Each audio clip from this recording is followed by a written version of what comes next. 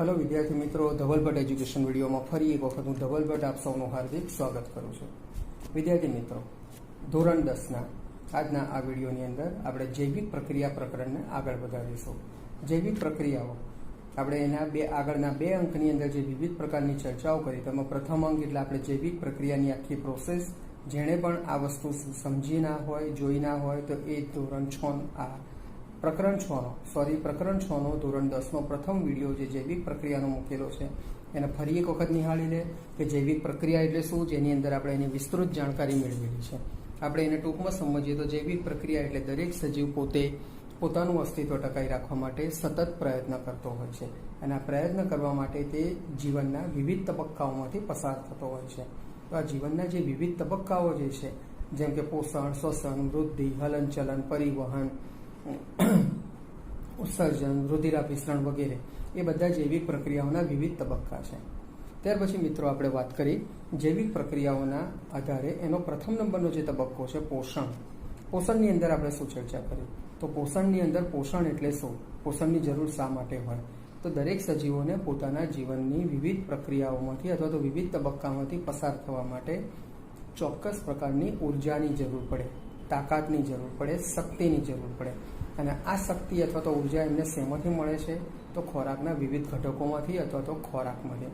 કેવો ખોરાક તો યોગ્ય પોષણક્ષમ આહારમાંથી મળે છે।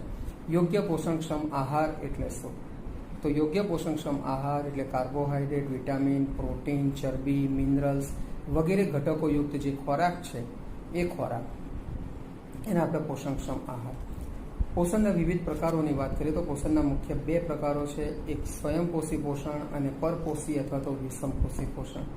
સ્વયંપોષી પોષણ એટલે જે સજીવો પોતે પોતાની રીતે પોષણ મેળવવાની ક્ષમતા દર્શાવતા હોય, એટલે કે પોતે જાતે પોતાનો ખોરાક મેળવી શકતા હોય, પોતે પોતાનો ખોરાક બનાવી શકતા હોય તેવા સજીવોને સ્વયંપોષી સજીવો। જેમ કે આપણે ઉદાહરણ તરીકે એમાં વાત કરી હતી તો વનસ્પતિ, લીલી વનસ્પતિની અંદર ક્લોરોફિલ નામનું દ્રવ્ય છે કે જે સૂર્યપ્રકાશની ઉર્જાનું શોષણ કરીને કેટલાક અકાર્બનિક પદાર્થોનો ઉપયોગ કરીને તે આ અકાર્બનિક પદાર્થોનું કાર્બોદિત પદાર્થમાં વિઘટન કરે છે, જેને આપણે પ્રકાશ સંશ્લેષણની પ્રક્રિયા તરીકે ઓળખીએ છીએ।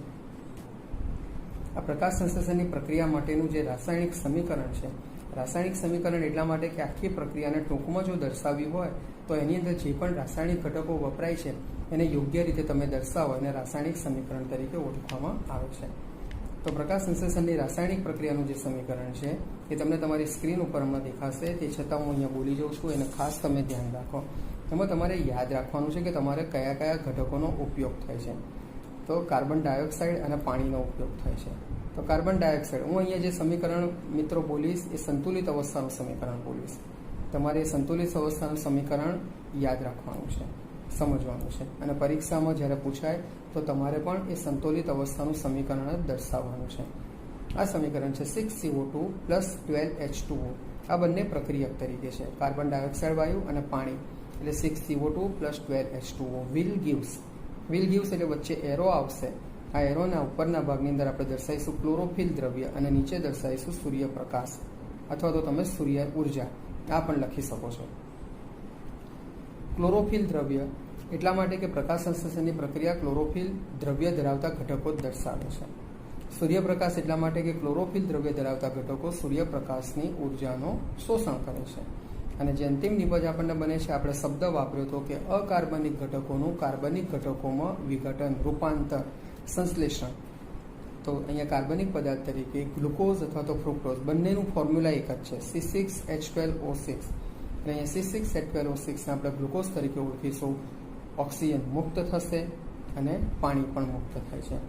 વિદ્યાર્થી મિત્રો સમજો, આ રાસાયણિક પ્રક્રિયામાં ગ્લુકોઝની સાથે ઓક્સિજન મુક્ત થાય છે એટલે અહીંયા એ વાત સમજવી જરૂરી છે કે વનસ્પતિ પોષણ દરમિયાન કાર્બન ડાયોક્સાઇડ વાયુને વાતાવરણમાંથી ગ્રહણ કરે છે અને કાર્બન ડાયોક્સાઇડ વાયુ ગ્રહણ કરે એટલે ઓક્સિજન વાયુને મુક્ત કરે છે।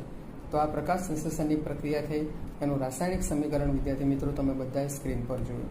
અહીંયાથી એક પરીક્ષામાં ઓબ્જેક્ટિવ માર્કનો 1 માર્કનો પ્રશ્ન પૂછાય કે પ્રકાશ સંશ્લેષણની પ્રક્રિયાનું રાસાયણિક સમીકરણ દર્શાવો તો વિદ્યાર્થી મિત્રો તમારે અહીંયા એના સંતુલિત અવસ્થાનું સમીકરણ હંમેશા દર્શાવવાનું, આ યાદ રાખજો। જો એનો સંતુલન નહીં હોય તો એનો એક પણ ગુણ તમને મળવા પાત્ર રહેતો નથી. હવે આના ઉપરથી આગળનો બીજો પ્રશ્નની આપણે ચર્ચા કરીએ કે પ્રકાશ સંશ્લેષણની રાસાયણિક પ્રક્રિયા એટલે શું. આપણે હમણાં સમજી ગયા કે ક્લોરોફિલ યુક્ત દ્રવ્ય ધરાવતા ઘટકો સૂર્યપ્રકાશની ઉર્જાનો ઉપયોગ કરીને વાતાવરણમાં રહેલા કાર્બન ડાયોક્સાઇડનો મદદથી અને પાણીની મદદથી પ્રકાશ સંશ્લેષણની પ્રક્રિયા એટલે કે અકાર્બનિક ઘટકોનું વિઘટન કરીને કાર્બોદિત પદાર્થમાં વિઘટન કરે છે. આ પ્રક્રિયાને પ્રકાશ સંશ્લેષણની પ્રક્રિયા દર્શાવવામાં આવે છે અથવા તો કહેવામાં આવે છે. આ પ્રકાશ સંશ્લેષણની પ્રક્રિયા એટલે શું તેનું રાસાયણિક સમીકરણ લોકો એવો એક પ્રશ્ન 2 ગુણમાં પૂછી શકાય. હવે જ્યારે પ્રકાશ સંશ્લેષણની પ્રક્રિયા એટલે શું તો આપણને એ ખબર હોવી જોઈએ કે આ રાસાયણિક પ્રક્રિયામાં તબક્કાવાર શું પરિસ્થિતિ થતી હોય છે અથવા તો શું ઘટનાઓ થતી હોય છે. તો પ્રકાશ સંશ્લેષણની રાસાયણિક પ્રક્રિયાના વિવિધ તબક્કાની આપણે ચર્ચા કરીએ. તો પ્રકાશ સંશ્લેષણની રાસાયણિક પ્રક્રિયા સૌથી પહેલાં તો કોણ કરી શકે છે તો જે ક્લોરોફિલ યુક્ત દ્રવ્ય ધરાવતા હોય તેવા ઘટકો, ક્લોરોફિલ અથવા તો હરિત કણો. તો ક્લોરોફિલ શું કરે છે તો ક્લોરોફિલ એ સૂર્યપ્રકાશમાંથી પ્રકાશ ઉર્જાનું શોષણ કરે છે. આ એનો પ્રથમ નંબરનો તબક્કો. ત્યારબાદ બીજા તબક્કામાં શું થાય છે, આ જે પ્રકાશ ઉર્જા છે એ પ્રકાશ ઉર્જાનું કાર્બન ડાયોક્સાઇડ વાયુ, પાણી વગેરે જેવા ઘટકો પ્રકાશ ઉર્જાની હાજરીમાં એનું રાસાયણિક ઉર્જામાં રૂપાંતર થાય છે. એટલે કે પ્રકાશ ઉર્જાનું રાસાયણિક ઉર્જામાં રૂપાંતર થવું. કેમ રાસાયણિક ઉર્જા? યાદ રાખો, આપણે અહીંયા અકાર્બનિક પદાર્થનું કાર્બનિક પદાર્થ બંને રાસાયણિક ઘટકો છે. કાર્બન ડાયોક્સાઇડ અને પાણી એ અકાર્બનિક ઘટકો થઈ ગયા અને એનું કાર્બોદિત પદાર્થ એટલે કે ગ્લુકોઝ જે આપણે બનાવીએ છીએ કાર્બોહાઈડ્રેટ અથવા તો કાર્બોદિત પદાર્થ થયો એની અંદર આપણે એનું રૂપાંતર કરીએ છીએ જે રાસાયણિક ઘટકો છે. એટલે પ્રકાશ ઉર્જાનું રાસાયણિક ઉર્જામાં રૂપાંતર. અહીંયા જે પાણીનો જે અણુ છે ને એ પાણીના અણુનું પણ વિઘટન થાય છે. અહીંયા આપણે રાસાયણિક પ્રક્રિયામાં આગળ સમજ્યા કે પાણી H2O એનો ઉપયોગ કરીએ છીએ. એનું વિઘટન આપણે શેમાં કરીએ છીએ તો એનું વિઘટન ઓક્સિજન અને હાઇડ્રોજનની અંદર કરીએ છીએ. અને સૌથી છેલ્લે ચોથા નંબરનો તબક્કો કે અકાર્બનિક પદાર્થો એનું રૂપાંતર આપણે કાર્બનિક નિપજ અથવા તો કાર્બનિક પદાર્થમાં જેને આપણે ગ્લુકોઝ તરીકે ઓળખીએ છીએ એમાં કરીએ છીએ. એટલે એવું કહી શકાય કે ચોથો અને અંતિમ તબક્કો છે અકાર્બનિક પદાર્થનું કાર્બનિક પદાર્થમાં રિડક્શન થાય છે. તો આ થઈ પ્રકાશ સંશ્લેષણની ક્રિયાના તબક્કા. તો વિદ્યાર્થી મિત્રો અહીંયાથી બીજો એક 2 માર્કનો પ્રશ્ન આવી શકે છે કે પ્રકાશ સંશ્લેષણની રાસાયણિક પ્રક્રિયાના તબક્કાઓની ચર્ચા કરો. તો વિદ્યાર્થી મિત્રો આ જે વસ્તુ થઈ આપણી વિવિધ પ્રકારની રાસાયણિક પ્રક્રિયાઓ અને કેવી રીતે પ્રશ્નો પરીક્ષામાં આમાંથી પૂછાઈ શકે. દરેકે દરેક વસ્તુની નિશ્ચિત અગત્યતા હોય છે અને આપણે એ અગત્યતાને ધ્યાનમાં રાખીને જ એ પ્રશ્નને આપણે તૈયાર કરવો, સમજવું. હવે આપણે અહીંયા કેટલાક ચોક્કસ પ્રકારના આપણે જ્યારે પ્રકાશ સંશ્લેષણ શબ્દ વાપરીએ છીએ તો શું ખરેખર પ્રકાશ સંશ્લેષણની પ્રક્રિયા એટલી મહત્વની છે, એટલી જરૂરી છે? આ પ્રકાશ સંશ્લેષણની પ્રક્રિયાની અંદર ક્લોરોફિલ નામનું દ્રવ્ય કઈ હોય છે? તો આપણે એક કામ કરીએ, તમને હમણાં તમારી સ્ક્રીન ઉપર એક પર્ણના આડછેદની આકૃતિ દેખાશે. એ આકૃતિને તમે ખાસ ધ્યાનથી જુઓ. આ પર્ણના આડછેદની જે તમને આકૃતિ દેખાય છે એ આકૃતિની અંદર તમારે ક્લોરોફિલ ક્યાં આગળ હોય છે એની એક સમજૂતી આપેલી છે. આકૃતિમાં એનું નામ નિર્દેશન દર્શાવેલું છે. તો અહીંયા જુઓ, પર્ણનું જે આડ છે તમને જો એક આખું પર્ણ દર્શાવેલું હશે અને એના નીચેના ભાગમાં એક માઇક્રોસ્કોપિક ઇલેક્ટ્રોન માઇક્રોસ્કોપ દ્વારા અવલોકન કરીએ છીએ અને એ પર્ણનો નાનો અમથો છેદ કાપીને આપણે એનું અવલોકન કરીએ તો આપણને જે નીચેની આકૃતિ જે પર્ણના નીચેના ભાગમાં દેખાય છે જે તમારી સ્ક્રીન ઉપર અત્યારે છે એ તમને દેખવા મળશે. એની અંદર જુઓ, જે નાના નાના ગ્રીન ટપકા, લીલા ટપકા જે છે ને એ લીલા ટપકા એ તમારા ક્લોરોફિલયુક્ત દ્રવ્ય અથવા તો હરિત દ્રવ્યો અથવા તો હરિત કણો છે. આ વનસ્પતિનું પર્ણ જે છે ને વિવિધ સ્તરોમાં વહેંચાયેલું છે એ તમને દેખાય છે. એમાં કેટલીક જગ્યાએ હરિત કણોની આસપાસના ભાગમાં જે ટપકાવાળો ભાગ છે ત્યાં આગળ તમને કેટલીક જગ્યાએ ખાલી જગ્યા અથવા તો પોલાણો જોવા મળે છે કે જેને આપણે વાત કોટર કહીએ છીએ. એની અંદર શું થાય છે એ બધાની ચર્ચા આપણે કરીશું. ત્યાર પછી આ પર્ણને આ બધા જ કોષોના આધાર આપતું એક નીચે કાળા રંગનું તમને સ્તર દેખાય છે જેને અધઃ અધિસ્તર. અધઃ અધિસ્તર એટલે મજબૂત આધારસ્તંભ ધરાવતું એક સ્તર કે જ્યાં બીજા બધા સ્તરો છે એની ઉપર ટકી રહેલા છે. અને સૌથી ઉપરના ભાગની અંદર એક કાળા રંગનું બીજું સ્તર જે છે જેના ઉપરી અધિસ્તર તરીકે ઓળખવામાં આવે છે.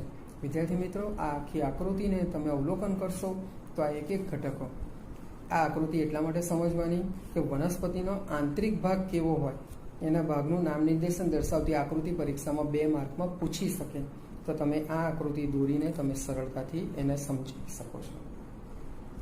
હવે આપણે વાત કરીએ છીએ, આપણે પ્રકાશ સંશ્લેષણની પ્રક્રિયાની ચર્ચા કરી.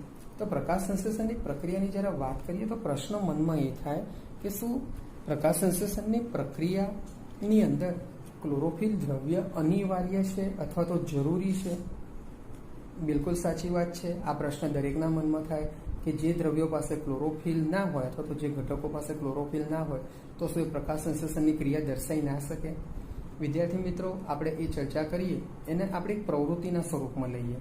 તો અહીંયા તમે તમારી સ્ક્રીન ઉપર 2 પર્ણોની આકૃતિ તમે જોઈ રહ્યા છો. બંને પર્ણોના આડછેદની આકૃતિ તમને દેખાશે. બરાબર તમે એનું અવલોકન કરો. બંને પર્ણો એક જ છે. આ બંને પર્ણો 2 જુદી જુદી અવસ્થામાં તમને એટલા માટે દેખાય છે કે એક પર્ણ આપણે કોઈ પણ પ્રકારની પ્રવૃત્તિ કર્યું ને પહેલાનું પર્ણ છે અને બીજું પર્ણ એની ઉપર ચોક્કસ પ્રકારની પ્રવૃત્તિ કરી ત્યારબાદનું પર્ણ દર્શાવે છે. તો સૌથી પહેલાં તો આપણે સમજીએ, આપણે આ પ્રવૃત્તિ કરવા માટે જે સાધનોની જરૂર પડે ને, તો આકૃતિમાં જે દેખાય છે ને એ લગભગ આપણને મની પ્લાન્ટ છે કે એવો જ કોઈ વનસ્પતિનો, નાની વનસ્પતિનો કોઈ છોડ હોય, એ છોડમાંથી 2 આખા પર્ણો લેવાના છે. એટલે આપણે એના જે સાધનો લઈશું તેમાં મની પ્લાન્ટ એ આપણું સાધન ગણાશે. બરાબર. એક કુંડું હશે, બીકર હશે, જલપાત્ર અથવા તો જેને આપણે વોટર બાથ તરીકે પણ ઓળખી શકીએ છીએ. એના પદાર્થોની અંદર આપણે 2 રાસાયણિક પદાર્થો લઈશું, એક આલ્કોહોલ લઈશું અને એક આયોડિન લઈશું. હવે આપણે શું કરવાનું છે, તો આ વિવિધ પ્રકારના જે આ પર્ણ જે છે ને, આ પર્ણને સમજો, મારી આખી પ્રવૃત્તિને તમે સમજી લેજો અને ત્યાર પછી જ તમે એની અંદરથી હું કેટલાક પ્રશ્નો પૂછીશ, એ પ્રશ્નોનું સમાધાન પણ આપણે જોડે જોડે કરતા જઈશું. આપણે શું કરવાનું છે, તો આ જે પર્ણ લીધેલું છે ને, આ પર્ણને અથવા તો વનસ્પતિનો પહેલાં છોડ, કારણ કે એકલું પર્ણ આપણે પહેલાં નહીં તોડી શકીએ, તો પહેલાં જે વનસ્પતિનો જે છોડ છે ને કુંડા સહિતનો, એને 2 થી 3 દિવસ અંધારામાં મૂકવાનો છે. અંધારામાં એવી રીતે સૂર્યપ્રકાશનું એક કિરણ પણ એના સુધી પહોંચવું ના જોઈએ. સમજો, 2 થી 3 દિવસ સુધી અંધારામાં રાખવાનો છે. 2 થી 3 દિવસ સુધી અંધારામાં રાખ્યા પછી તમારે એ કુંડાને 6 થી 7 કલાક માટે સૂર્યપ્રકાશની સામે રાખવાનો છે. આ શા માટે આમ કરીએ છીએ એ પછી આપણે એની ચર્ચા કરીએ છીએ. પહેલાં આખી વસ્તુ શું કરવાની છે, શું કર્યું આપણે કે મની પ્લાન્ટ ધરાવતું છોડનું કુંડું લીધું અથવા તો મની પ્લાન્ટ જેવો જ અન્ય કોઈ છોડ વનસ્પતિનો લીધો અને એને આપણે અંધારામાં મૂકી રાખ્યો 2 થી 3 દિવસ સુધી. 2 થી 3 દિવસ સુધી એવી રીતે અંધારામાં મૂકવાનું છે કે સૂર્યનો પ્રકાશનું એક કિરણ પણ ત્યાં સ્પર્શવું જોઈએ નહીં, પહોંચવું જોઈએ નહીં. હવે 2 થી 3 દિવસ સુધી અને અંધારામાં રાખ્યા પછી કુંડાને 6 થી 7 કલાક સુધી સૂર્યપ્રકાશની સામે રાખો. સૂર્યપ્રકાશની સામે રાખ્યા પછી આ કુંડામાંથી આ છોડ જે ઉગેલો છે એની ઉપરથી એક એવું પર્ણ તોડો કે એ પર્ણનો કેટલોક ભાગ લીલા રંગનો હોય અને બાકીનો કેટલોક ભાગ તમને સફેદ જેવો દેખાય. એટલે એ પર્ણ કેમ આવું થાય છે, અત્યારે મનમાં ઘણા બધા પ્રશ્નો થતા હશે, પણ એની આ પ્રવૃત્તિ જેવી પૂરી થશે એટલે તમારા બધા જ પ્રશ્નોનું સમાધાન થઈ જશે. એક એવું પર્ણ લેવાનું છે કે જેનો કેટલોક ભાગ સફેદ હોય અને બાકીનો કેટલોક ભાગ હરિત અથવા તો લીલા રંગનો હોય. હવે આપણે શું કરવાનું છે કે આ જે પર્ણ તોડ્યું છે ને એને આલ્કોહોલ ભરેલા એક બીકરની અંદર મૂકી રાખો. આલ્કોહોલ ભરેલા બીકરમાં મૂકીને પછી એને પેલું જે જલપાત્ર અથવા તો વોટર બાથ લીધું છે ને એની અંદર થોડું પાણી લઈને એ પાણીને ઉકાળો અને આ પર્ણને એની અંદર નાખી દો. સમજો, પહેલાં આપણે એને આલ્કોહોલયુક્ત કરવાનું છે અને આલ્કોહોલયુક્ત કર્યા પછી એને જલપાત્રમાં રાખવાનું છે, ઉકાળી દેવાનું છે. ઉકાળી દેશો એટલે નેચરલી આ પર્ણ રંગવિહીન થશે, એનો બધો જે રંગ છે એ જતો રહેશે. હવે શું કરવાનું છે કે આ રંગહીન પર્ણને બહાર કાઢી લેવાનું છે, ધોવાનું છે સ્વચ્છ પાણીથી, સુકાઈ દેવાનું છે અને એને આયોડિનના મંદ દ્રાવણમાં મૂકવાનું છે. આ આપણી પ્રવૃત્તિ, આપણે અહીંયા આટલું કાર્ય કરવાનું છે. અને શરૂઆતમાં જ્યારે આપણે પર્ણ લીધું હશે ને ત્યારે એના રંગનું ઓબ્ઝર્વેશન કરેલું હશે અને હવે આયોડિનના દ્રાવણમાં બોળ્યા પછી ફરીથી એનું અવલોકન કરવાનું છે. આ પ્રવૃત્તિ આમ પૂરી થઈ ગઈ. હવે તમને અહીંયા ઘણી બધી ક્યુરિયોસિટી થશે કે સર આ પ્રવૃત્તિમાં આપણે કર્યું શું, આ પ્રવૃત્તિની અંદર આપણે શું કરીએ છીએ. હવે સૌથી પહેલો જ પ્રશ્ન તમને થવો જોઈએ કે સર આ છોડને તમે 2 થી 3 દિવસ અંધારામાં મૂક્યું, એનાથી શું થાય, અથવા તો 2-3 દિવસ અંધારામાં કેમ મૂકવાનું. તો બહુ સિમ્પલ વસ્તુ છે. વનસ્પતિએ પ્રકાશ સંશ્લેષણની પ્રક્રિયા કરેલી છે અને પ્રકાશ સંશ્લેષણની પ્રક્રિયા કરીને જે અકાર્બનિક ઘટકનું કાર્બનિક ઘટકમાં એટલે કે ગ્લુકોઝ, ફ્રુક્ટોઝ કે સ્ટાર્ચ સ્વરૂપે જે ઉત્પાદન કરેલું છે ને એ ઓલરેડી થઈ ચૂકેલું છે. વનસ્પતિને પોતે જ જરૂરી જેટલો ખોરાક ઉપયોગ કરે છે અને બાકીનો ખોરાક એ સંશ્લેષિત એટલે કે શોષણ કરી રાખે છે. તો અહીંયા વનસ્પતિના પર્ણની અંદર સ્ટાર્ચ જે હશે ને હવે 2-3 દિવસે સૂર્યપ્રકાશની હાજરીમાં નહીં હોય ને એટલે પ્રકાશ સંશ્લેષણની પ્રક્રિયા થશે નહીં. પ્રકાશ સંશ્લેષણની પ્રક્રિયા નહીં થાય એટલે વનસ્પતિ પોતે પોતાના માટે ખોરાક નહીં બનાવી શકે, અને પોતે પોતાના માટે ખોરાક નહીં બનાવી શકે એટલે એનો જેટલો પણ પેલો કાર્બનિક પદાર્થ જે છે ને, સ્ટાર્ચ, એ બધો વપરાઈ જશે. એટલે 2-3 દિવસ સુધી વનસ્પતિને કંઈ નથી થવાનું. જો કદાચ તમે 2-3 દિવસના બદલે અઠવાડિયું રાખ્યું હોત ને તો વનસ્પતિ કરમાઈ ગઈ હોય. અહીંયા વનસ્પતિ કરમાઈ નથી, કારણ કે એના ખોરાક માટેના ઘટકો એણે સંશ્લેષિત, શોષણ કરી રાખેલા હતા. એ શોષિત ઘટકોનો ઉપયોગ કરે છે. એટલે એની અંદર રહેલો જે સ્ટાર્ચ છે બધું 2-3 દિવસમાં વપરાઈ જાય. હવે સ્ટાર્ચ વપરાઈ ગયો એટલે હવે એની પાસે કશું રહેતું નથી, એટલે બીજા પ્રશ્નનું સમાધાન પણ અહીંયા થઈ ગયા. બીજો પ્રશ્ન થયો કે 2-3 દિવસ અંધારામાં રાખ્યો અને પછી 6 થી 7 કલાક માટે સૂર્યપ્રકાશની સામે રાખ્યો. તો સૂર્યપ્રકાશની સામે આપણે રાખ્યો એટલે એણે ક્લોરોફિલયુક્ત દ્રવ્યો જે હતા એણે સૂર્યની પ્રકાશ ઉર્જાનું શોષણ કર્યું, પ્રકાશ સંશ્લેષણની પ્રક્રિયા કરી. પ્રકાશ સંશ્લેષણની પ્રક્રિયા કરી એટલે એના માટે ખોરાકના ઘટકોનું સર્જન થઈ ગયું. ઓકે, એટલે આ 2 પ્રશ્નોના જવાબ થઈ ગયા. હવે આપણો આગળનો પ્રશ્ન કે આ જે પર્ણ હતું ને એના આલ્કોહોલ ભરેલા બીકરમાં મૂકી દીધું, અને આલ્કોહોલ ભરેલા બીકરમાંથી પછી એને ઉકળતા પાણી ભરેલા વોટર બાથમાં મૂક્યું. આવું કેમ કર્યું? તો સૌથી પહેલાં તો આલ્કોહોલમાં ડૂબાડેલું આ જે પર્ણ હતું ને એને બીકરમાં મૂકીએ ને, ઉકળતા પાણીના આલ્કોહોલ ભરેલા પાત્રમાંથી રાખીને એને ઉકળતા પાણીના વોટર બાથમાં, એટલે પર્ણનો જે લીલો રંગ હતો ને બધો દૂર થઈ ગયો અને આખું પર્ણ રંગવિહીન બની જાય છે. સમજો, આખું પર્ણ રંગવિહીન બની જાય છે. આ પર્ણને આલ્કોહોલના દ્રાવણમાં કાઢી લઈએ તો શું થાય? આલ્કોહોલના દ્રાવણમાંથી જ્યારે બહાર કાઢવામાં આવે ને ત્યાં સુધી એ પર્ણ જે રંગવિહીન થઈ જાય, પણ આલ્કોહોલનું દ્રાવણ જે છે ને એ પર્ણનો લીલો રંગ ગુમાવે છે અને આલ્કોહોલને મળે છે, એટલે આલ્કોહોલ લીલા રંગનું બને છે. હવે આપણે શું કરીએ છીએ? આપણે આલ્કોહોલયુક્ત પર્ણ જલબાથમાંથી અથવા તો વોટર બાથમાં ઉકાળ્યા પછી એને સીધું આયોડિનમાં મૂકીએ છીએ. આ પર્ણને આયોડિનમાં મૂકવાથી શું થાય છે? આ પ્રશ્ન મનમાં થવો જોઈએ. તો આયોડિનના દ્રાવણનો ઉપયોગ, આયોડિન એ હંમેશા રાસાયણિક રીતે સ્ટાર્ચની હાજરીને ચકાસવા માટે થાય છે. એટલે આયોડિનના દ્રાવણનો રાસાયણિક રીતે ઉપયોગ જીવ વિજ્ઞાનની અંદર આ રસાયણનો ઉપયોગ સ્ટાર્ચની કસોટી માટે કરવામાં આવે છે. તો આયોડિનના દ્રાવણમાં જ્યારે આપણે આ ડૂબાડીશું તો એની અંદર સ્ટાર્ચની માત્રા છે કે નહીં એ પર્ણનો રંગ જે બદલાય છે ને એના આધારે. હવે તમને અહીંયા આકૃતિમાં જે પેલો વાદળી રંગવાળો જે ભાગ દેખાય છે ને પર્ણનો, એ પર્ણનો વાદળી રંગનો ભાગ એના આયોડિનના દ્રાવણમાં ડૂબાડવાથી એટલા ભાગની અંદર વાદળી રંગ થઈ જાય છે. આ વસ્તુ એ દર્શાવે છે કે એના જુદા જુદા ભાગની અંદર સ્ટાર્ચ રહેલો છે. બધે કેમ સ્ટાર્ચ નથી દેખાતો? તો સ્ટાર્ચ બધે એટલા માટે નથી દેખાતો કે જેટલા ભાગમાં ક્લોરોફિલયુક્ત દ્રવ્ય હશે એટલા જ ભાગમાં સ્ટાર્ચની હાજરી ચકાસાય છે. તો આમ આ પ્રવૃત્તિ ઉપરથી આપણે સમજી શકીએ છીએ કે વનસ્પતિની અંદર ક્લોરોફિલયુક્ત દ્રવ્ય હોય તો અને તો જ તે પ્રકાશ સંશ્લેષણની પ્રક્રિયા દર્શાવી શકે છે. કારણ કે ક્લોરોફિલયુક્ત દ્રવ્ય હશે ત્યાં આગળ જ સૂર્યપ્રકાશની ઉર્જાનું શોષણ થશે અને આગળની પ્રકાશ સંશ્લેષણની પ્રક્રિયા સંપૂર્ણ સફળ બને છે. તો વિદ્યાર્થી મિત્રો, આ થઈ પ્રવૃત્તિ. આ પ્રવૃત્તિ કે જેમાં આપણે વનસ્પતિની અંદર ક્લોરોફિલ શા માટે પ્રકાશ સંશ્લેષણની પ્રક્રિયા માટે જરૂરી અથવા તો અનિવાર્ય છે એની ચકાસણી કરી. આ પ્રવૃત્તિના આધારે આપણે નિષ્કર્ષ અથવા તો નિર્ણય જો આપવો હોય તો આવો કોઈ નિર્ણય આપી શકાય કે પ્રકાશ સંશ્લેષણની પ્રક્રિયા માટે ક્લોરોફિલ જરૂરી છે અને ગ્લુકોઝ એ આંતરિક ઉર્જા તરીકે સ્ટાર્ચ સ્વરૂપે સંગ્રહ થયેલો. આંતરિક ઉર્જા એટલે વનસ્પતિના પર્ણની અંદર એની ઉર્જાના ઘટક તરીકે, શોષિત ઘટક તરીકે સ્ટાર્ચ સ્વરૂપે સંગ્રહિત હોય છે. આ વસ્તુને ખાસ ધ્યાનમાં રાખવું. બરાબર. હવે આપણે આગળ વાત કરી કે આખી આ જે પ્રક્રિયા જે છે, બરાબર, પર્ણની અંદર આ પ્રક્રિયા, પર્ણની અંદર ખોરાક બનવાની જે પ્રક્રિયા છે કેવી રીતે થાય છે?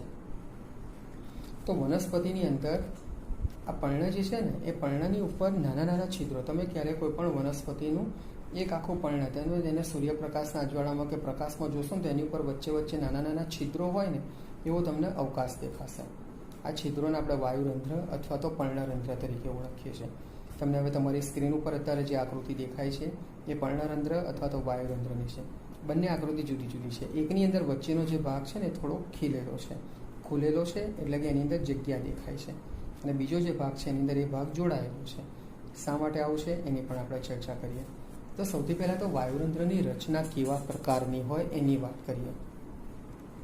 વાયુરંધ્રની જ્યારે આપણે વાત કરીએ તો વાયુરંધ્ર એ મૂત્રપિંડ આકારના 2 રક્ષક કોષો વડે ઘેરાયેલી છિદ્ર જેવી રચના છે.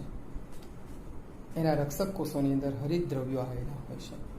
વાયુરંધ્ર કાર્ય શું કરે છે? તો વાયુરંધ્ર પર્ણોની અંદર પ્રકાશ સંશ્લેષણની ક્રિયા માટે આ ઘટકો બહુ જરૂરી છે. પર્ણની અંદર જે પ્રકાશ સંશ્લેષણની પ્રક્રિયા થાય છે ને, એ આ પર્ણરંધ્ર અથવા તો વાયુરંધ્ર મારફતે જ થાય છે. શું થાય છે? વાયુઓનો વિનિમય થાય છે. વિનિમય એટલે આપલે. એક વાયુ અંદર દાખલ થાય તો બીજો વાયુ મુક્ત થાય. તો વાયુઓની આપલે જે છે એ આ પર્ણરંધ્રો અથવા તો આ છિદ્રો કે જેના વાયુરંધ્રો તરીકે ઓળખીએ છીએ એના દ્વારા જ થાય છે.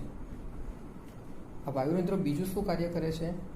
તો વનસ્પતિ પ્રકાશ સંશ્લેષણની પ્રક્રિયા દરમિયાન જે પાણીનો ઉપયોગ કરે છે ને, એ પાણીને મુક્ત કરવાની પ્રક્રિયા કરે છે. આ વધારાનું પાણી જો એક અંદાજ પ્રમાણે વનસ્પતિએ ધારો કે 100 ml જેટલું પાણીની જરૂર પડી અને એણે 100 ml પાણી કુલ શોષણ કર્યું, તો 100 mlમાંથી માત્ર 5 જ ml પાણીનો ઉપયોગ કરશે, 95 mlને મુક્ત કરે છે. આ પાણી જે છે ને બાષ્પોત્સર્જન. અહીંયા મારો કહેવાનો મતલબ એ છે કે વનસ્પતિ કુલ પાણીના જથ્થાનો માત્ર 5% ઉપયોગ કરે છે. બાકીનું જે પાણી છે એ બાષ્પોત્સર્જનની પ્રક્રિયા સ્વરૂપે મુક્ત થાય છે. તો આ બાષ્પોત્સર્જનની જે પ્રક્રિયા છે એ બાષ્પોત્સર્જનની પ્રક્રિયા પણ આ પર્ણરંધ્રો અથવા તો વાયુરંધ્રો દ્વારા જ થતી હોય છે, જેની આકૃતિ અથવા તો જેનો તમે જે કહી શકાઓ કે નામ નિર્દેશન ધરાવતી આકૃતિ તમારી ઓન સ્ક્રીન અત્યારે તમને દેખાઈ રહી છે. હવે આપણે જેમ આગળ આપણે એક પ્રવૃત્તિ ભણ્યા, પ્રકાશ સંશ્લેષણની પ્રક્રિયા માટે ક્લોરોફિલ દ્રવ્ય અનિવાર્ય છે, એમ પ્રકાશ સંશ્લેષણની પ્રક્રિયા માટે ક્લોરોફિલની સાથે સાથે કાર્બન ડાયોક્સાઇડ વાયુ પણ એટલું જ અનિવાર્ય છે. એને સમજતી એક પ્રવૃત્તિની ચર્ચા કરીએ તો એ પ્રવૃત્તિ માટે આપણે શું જરૂરી છે એના સાધનોની વાત કરીએ તો સૌથી પહેલાં કુંડામાં ઉગાડેલો છોડ લેવાનો છે. કુંડામાં ઉગાડેલા આપણે છોડ લઈશું, એની સાથે એક જાર અથવા તો કાચનું પાત્ર જેને કહેવાય કે એવું પાત્ર લેવાનું કે જે પેલા કુંડા ઉપર સરળતાથી આપણે ઢાંકી શકીએ છીએ. એની આકૃતિ તમને અહીંયા તમારી સ્ક્રીન ઉપર હવે દેખાશે. જો વિદ્યાર્થી મિત્રો આજના ટોપિકમાં આપણે જુદી જુદી આકૃતિઓવાળી પ્રવૃત્તિઓ ભણ્યા કે જેની આકૃતિઓ તમને આ સ્ક્રીન ઉપર મેં બતાડેલી છે. એનું બહુ શાંતિથી નિરીક્ષણ કરજો. તમારી ટેક્સ્ટબુકમાં બધી જ આકૃતિઓ આપેલી છે, પ્રવૃત્તિઓ પણ આપેલી છે. હવે આપણે પદાર્થો તરીકે શું લઈશું? તો પદાર્થો તરીકે આપણે પોટેશિયમ હાઇડ્રોક્સાઇડ KOH જેને આપણે કહીએ આલ્કોહોલ અને આયોડિનનું દ્રાવણ લેવાનું છે. આપણે પ્રક્રિયામાં કરવાનું શું છે? હવે આપણે સૌથી પહેલાં તો એક સરખું વિકાસ અથવા તો તંદુરસ્તી ડેવલપમેન્ટ જેનું એક સરખું થયેલું હોય ને એવા 2 છોડ દેવાના છે. છોડ ઉગાડેલા કુંડા લેવાના છે. આ છોડ કુંડામાં ઉગાડેલો હોવો જોઈએ. શું કરવાનું છે? 3 દિવસ સુધી આ કુંડાને અંધારામાં રાખી મૂકવાનો છે. સમજો, અંધારામાં રાખીશું એટલે શું થશે? તો આગળની પ્રવૃત્તિ આપણે થઈ જશે કે એની અંદર જેટલો હતો સ્ટાર્ચ વપરાઈ જશે અને બાકીના ઘટકો સ્ટાર્ચ વિહીન થઈ જશે. 3 દિવસ પછી બંને છોડને અલગ અલગ કાચની પટ્ટી ઉપર, બંનેની ઉપર અલગ અલગ કાચની પટ્ટી એટલે બંનેને અલગ અલગ રીતે રાખવાના છે. હવે અહીંયા આપણે માર્કિંગ કરવાનું છે. બંને જે કુંડા છે ને એમાંથી એક કુંડાઓને આપણે અલગ દર્શાવવા માટે A માર્કિંગ અને બીજા કુંડા ઉપર B માર્કિંગ કરવાનું છે. કુંડો એ જે છે ને એની અંદર એક વોચ ગ્લાસ રાખવાનો છે. કાચનો નાનો ગ્લાસ આવે છે, પ્લેટ ટાઈપનો, બરાબર, કાચની ડીશ જેને કહી શકાય, એ તમારે મૂકવાની છે. અને એની અંદર પોટેશિયમ હાઇડ્રોક્સાઇડ ઘટક રાખવાનો છે. બીજી જે જાર છે એટલે B કુંડું લખેલું છે, B જાર છે, એની અંદર કશું જ આવું કરવાનું જરૂર નથી. બંને કુંડાની ઉપર જાર હવે તમે ઢાંકી દીધી છે અને હવે એનું અવલોકન કરવાનું છે. નીચેથી જારની નીચેના માધ્યમમાંથી હવાની અવરજવર કે બીજું કશું અવરજવર ના થાય ને એટલા માટે તમારે એક કામ કરવાનું કે જારની ફરતે તમારે થોડું મીણ અથવા તો ગ્રીસ એવો ભાગ, જે સેમી લિક્વિડ જેવો ભાગ છે કે જેનાથી એ હવા ચુસ્ત થઈ જાય, અવરજવર ના થાય કોઈ પણ ઘટકોની, એટલું રાખવાનું છે. હવે બંને છોડને 2 થી 3 કલાક સુધી આ અવસ્થામાં રાખીને તમારે સૂર્યપ્રકાશમાં રાખવાના છે. હવે અવલોકન કરજો. બંનેની અંદર Aમાં અને Bમાં સ્ટેમો સ્ટાર્ચની હાજરી છે, સ્ટેમો સ્ટાર્ચની હાજરી નથી, એ સ્વતંત્ર રીતે તમે ચકાસણી કરી શકો છો. કઈ રીતે? આ પ્રવૃત્તિ પૂરી થઈ ગઈ, આમાં તો કંઈ સમજ ના પડી. આપણે હવે એક એક વસ્તુનું ધ્યાન રાખવાનું છે કે આપણે શું કરવું. તો સૌથી પહેલાં તો આપણે જે જારની અંદર પોટેશિયમ હાઇડ્રોક્સાઇડ રાખેલું છે, આ પોટેશિયમ હાઇડ્રોક્સાઇડ એ શું કામ કરે છે? તો સૂર્યપ્રકાશની હાજરીમાં કાર્બન ડાયોક્સાઇડ વાયુનો ઉપયોગ થશે એટલે પોટેશિયમ હાઇડ્રોક્સાઇડ શું થશે? કાર્બન ડાયોક્સાઇડ વાયુનું શોષણ કરી લેશે. જો સૂર્યપ્રકાશની હાજરીમાં પ્રકાશ સંશ્લેષણની પ્રક્રિયા થાય ને એટલે કાર્બન ડાયોક્સાઇડ વાયુનું પણ શોષણ થાય. આ કાર્બન ડાયોક્સાઇડ વાયુ સીધો પેલા આલ્કોહોલ સાથે પ્રક્રિયા કરશે, KOH સાથે, પોટેશિયમ હાઇડ્રોક્સાઇડ સાથે. આલ્કોહોલ નહીં, સોરી, પોટેશિયમ હાઇડ્રોક્સાઇડ જે પેલા વોચ ગ્લાસમાં રાખેલો છે એની સાથે પ્રક્રિયા થશે એટલે પોટેશિયમ કાર્બોનેટ ઘટક બનશે. બરાબર? ઓકે. કયા કુંડાની અંદર બેમાંથી A અને Bમાંથી શેમાં સ્ટાર્ચની હાજરી જોવા મળશે? એ કુંડાની અંદર તો KOH રાખેલું, એને તો CO2 મળશે ને કાર્બન ડાયોક્સાઇડ વાયુ, કારણ કે કાર્બન ડાયોક્સાઇડ વધુ તો પોટેશિયમ હાઇડ્રોક્સાઇડે શોષી લીધો, રાસાયણિક પ્રક્રિયા થઈ ગઈ. પણ B કુંડામાં આવો કોઈ ઘટક નથી ને એટલે B કુંડું પ્રકાશ સંશ્લેષણની પ્રક્રિયા B કુંડામાં રહેલો છોડ દર્શાવશે એટલે એમાં સ્ટાર્ચની હાજરી જોવા મળે છે. હવે આપણે ખરેખર આ સ્ટાર્ચની હાજરી છે કે નહીં એનું જો અભ્યાસ કરવો હોય તો આપણે ઓલરેડી આલ્કોહોલ અને આયોડિનનું દ્રાવણ લીધેલું છે. આગળની જે પ્રક્રિયા આપણે કરી હતી એ પ્રક્રિયાને ફરીથી અહીંયા આપણે રિપીટ કરવાની. કઈ રીતે રિપીટ કરવાની?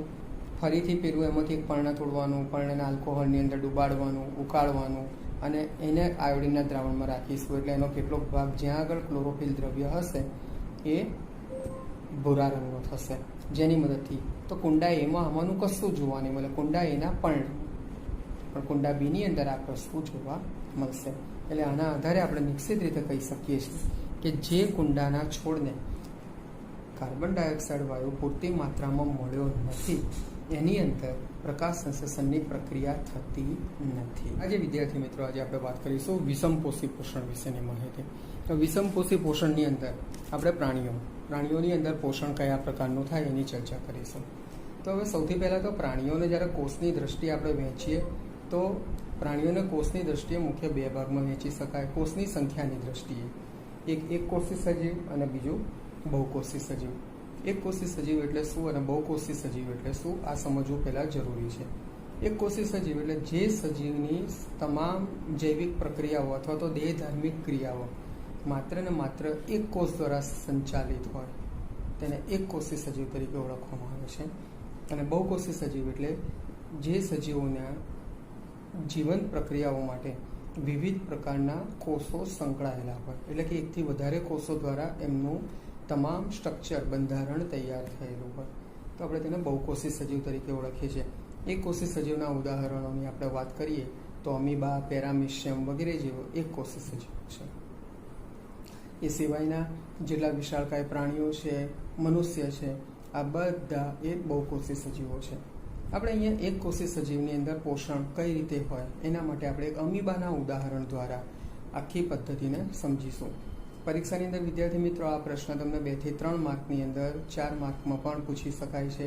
અમીબામાં પોષણ પદ્ધતિ સમજાવો. જ્યારે જૂની બ્લુપ્રિન્ટ હતી ત્યારે આ પ્રશ્ન જવાબ એનો એ જ છે, પણ આ પ્રશ્ન 5 માર્કની અંદર અનેક વખત પૂછાયેલો છે.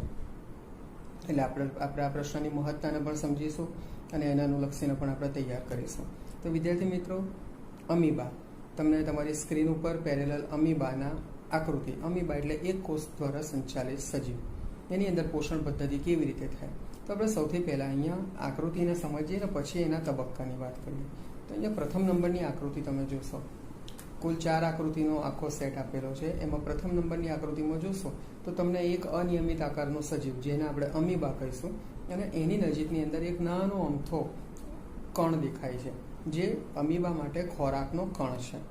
આપણે અહીંયા એ સમજીને ચાલીશું. તો આ જે અમીબા સજીવ જે છે તો જ્યારે પણ અમીબા એના પોષણ માટેની પ્રક્રિયા આરંભે તો એ સૌ પ્રથમ પેલા ખોરાકના કણની નજીક આવશે. બીજા નંબરની આકૃતિમાં તમે જુઓ, બીજા નંબરની આકૃતિમાં જોશો તો એ ખોરાકના કણની ફરતે પેલા અનિયમિત આકારનું જે અમીબા છે ને એના શરીરમાંથી ચોક્કસ પ્રકારના અંગો એ ખોરાકના કણની ફરતે તમને ફરતા દેખાશે. એટલે એનો અર્થ એ થયો આ જે રચના જે છે ને એને આપણે ખોટા પગની એટલે એ ખોટા નથી પણ નિશ્ચિત સમય મર્યાદા માટે અથવા તો એવું કહી શકાય કે માત્ર ખોરાકને ગ્રહણ કરવા પૂરતી જ એની આ પ્રક્રિયા છે. એટલે ખોરાકને ગ્રહણ કરવા પૂરતી એ ખોટા પગ ઉત્પન્ન કરે છે અને આ ખોટા પગની ફરતે એ ખોરાકના કણને પોતાનામાં સમાવવાનો પ્રયત્ન કરે છે. હવે તમે ત્રીજા નંબરની આકૃતિમાં જુઓ, અમીબાએ ખોટા પગ ઉત્પન્ન કરીને જે ખોરાકના કણની ફરતે ઘેરાવો ગાળ્યો હતો એ હવે ખોરાકનો કણ ધીરે ધીરે અમીબાના સજીવ શરીરની અંદર તમને દેખાય છે. તમે અહીંયા દેખી શકો છો કે અમીબાની જે અન્નધાની, ખોરાકની જે અન્નધાની છે એની અંદર ખોરાકનો કણ છે, અને ચોથા નંબરની આકૃતિની અંદર તમે જોશો તો એ ખોરાકનો કણ જે અન્નધાનીમાં ગયો એનું સંપૂર્ણ પાચન થયું છે, અને ચોથા નંબરની આકૃતિની અંદર હવે એ ખોરાકનો કણ અલગથી તમને સ્પષ્ટ દેખાતો નથી, કારણ કે જે એના વિવિધ પ્રકારના જે એક કોષી સજીવની અંદર કોષરસ કે જે પણ ઘટકોની અંદર ખોરાક ભળે એની અંદર એ ખોરાક સંપૂર્ણ બળી ગયેલો છે. તો આ થઈ અમીબાની અંદર પોષણની પદ્ધતિની 4 આકૃતિઓની સમજ. હવે આપણે એને સ્ટેપ બાય સ્ટેપ સમજીએ કે અમીબાની અંદર પોષણ પદ્ધતિ કયા પ્રકારની છે. અમીબાના જેવું જ એક સજીવ છે પેરામિશિયમ.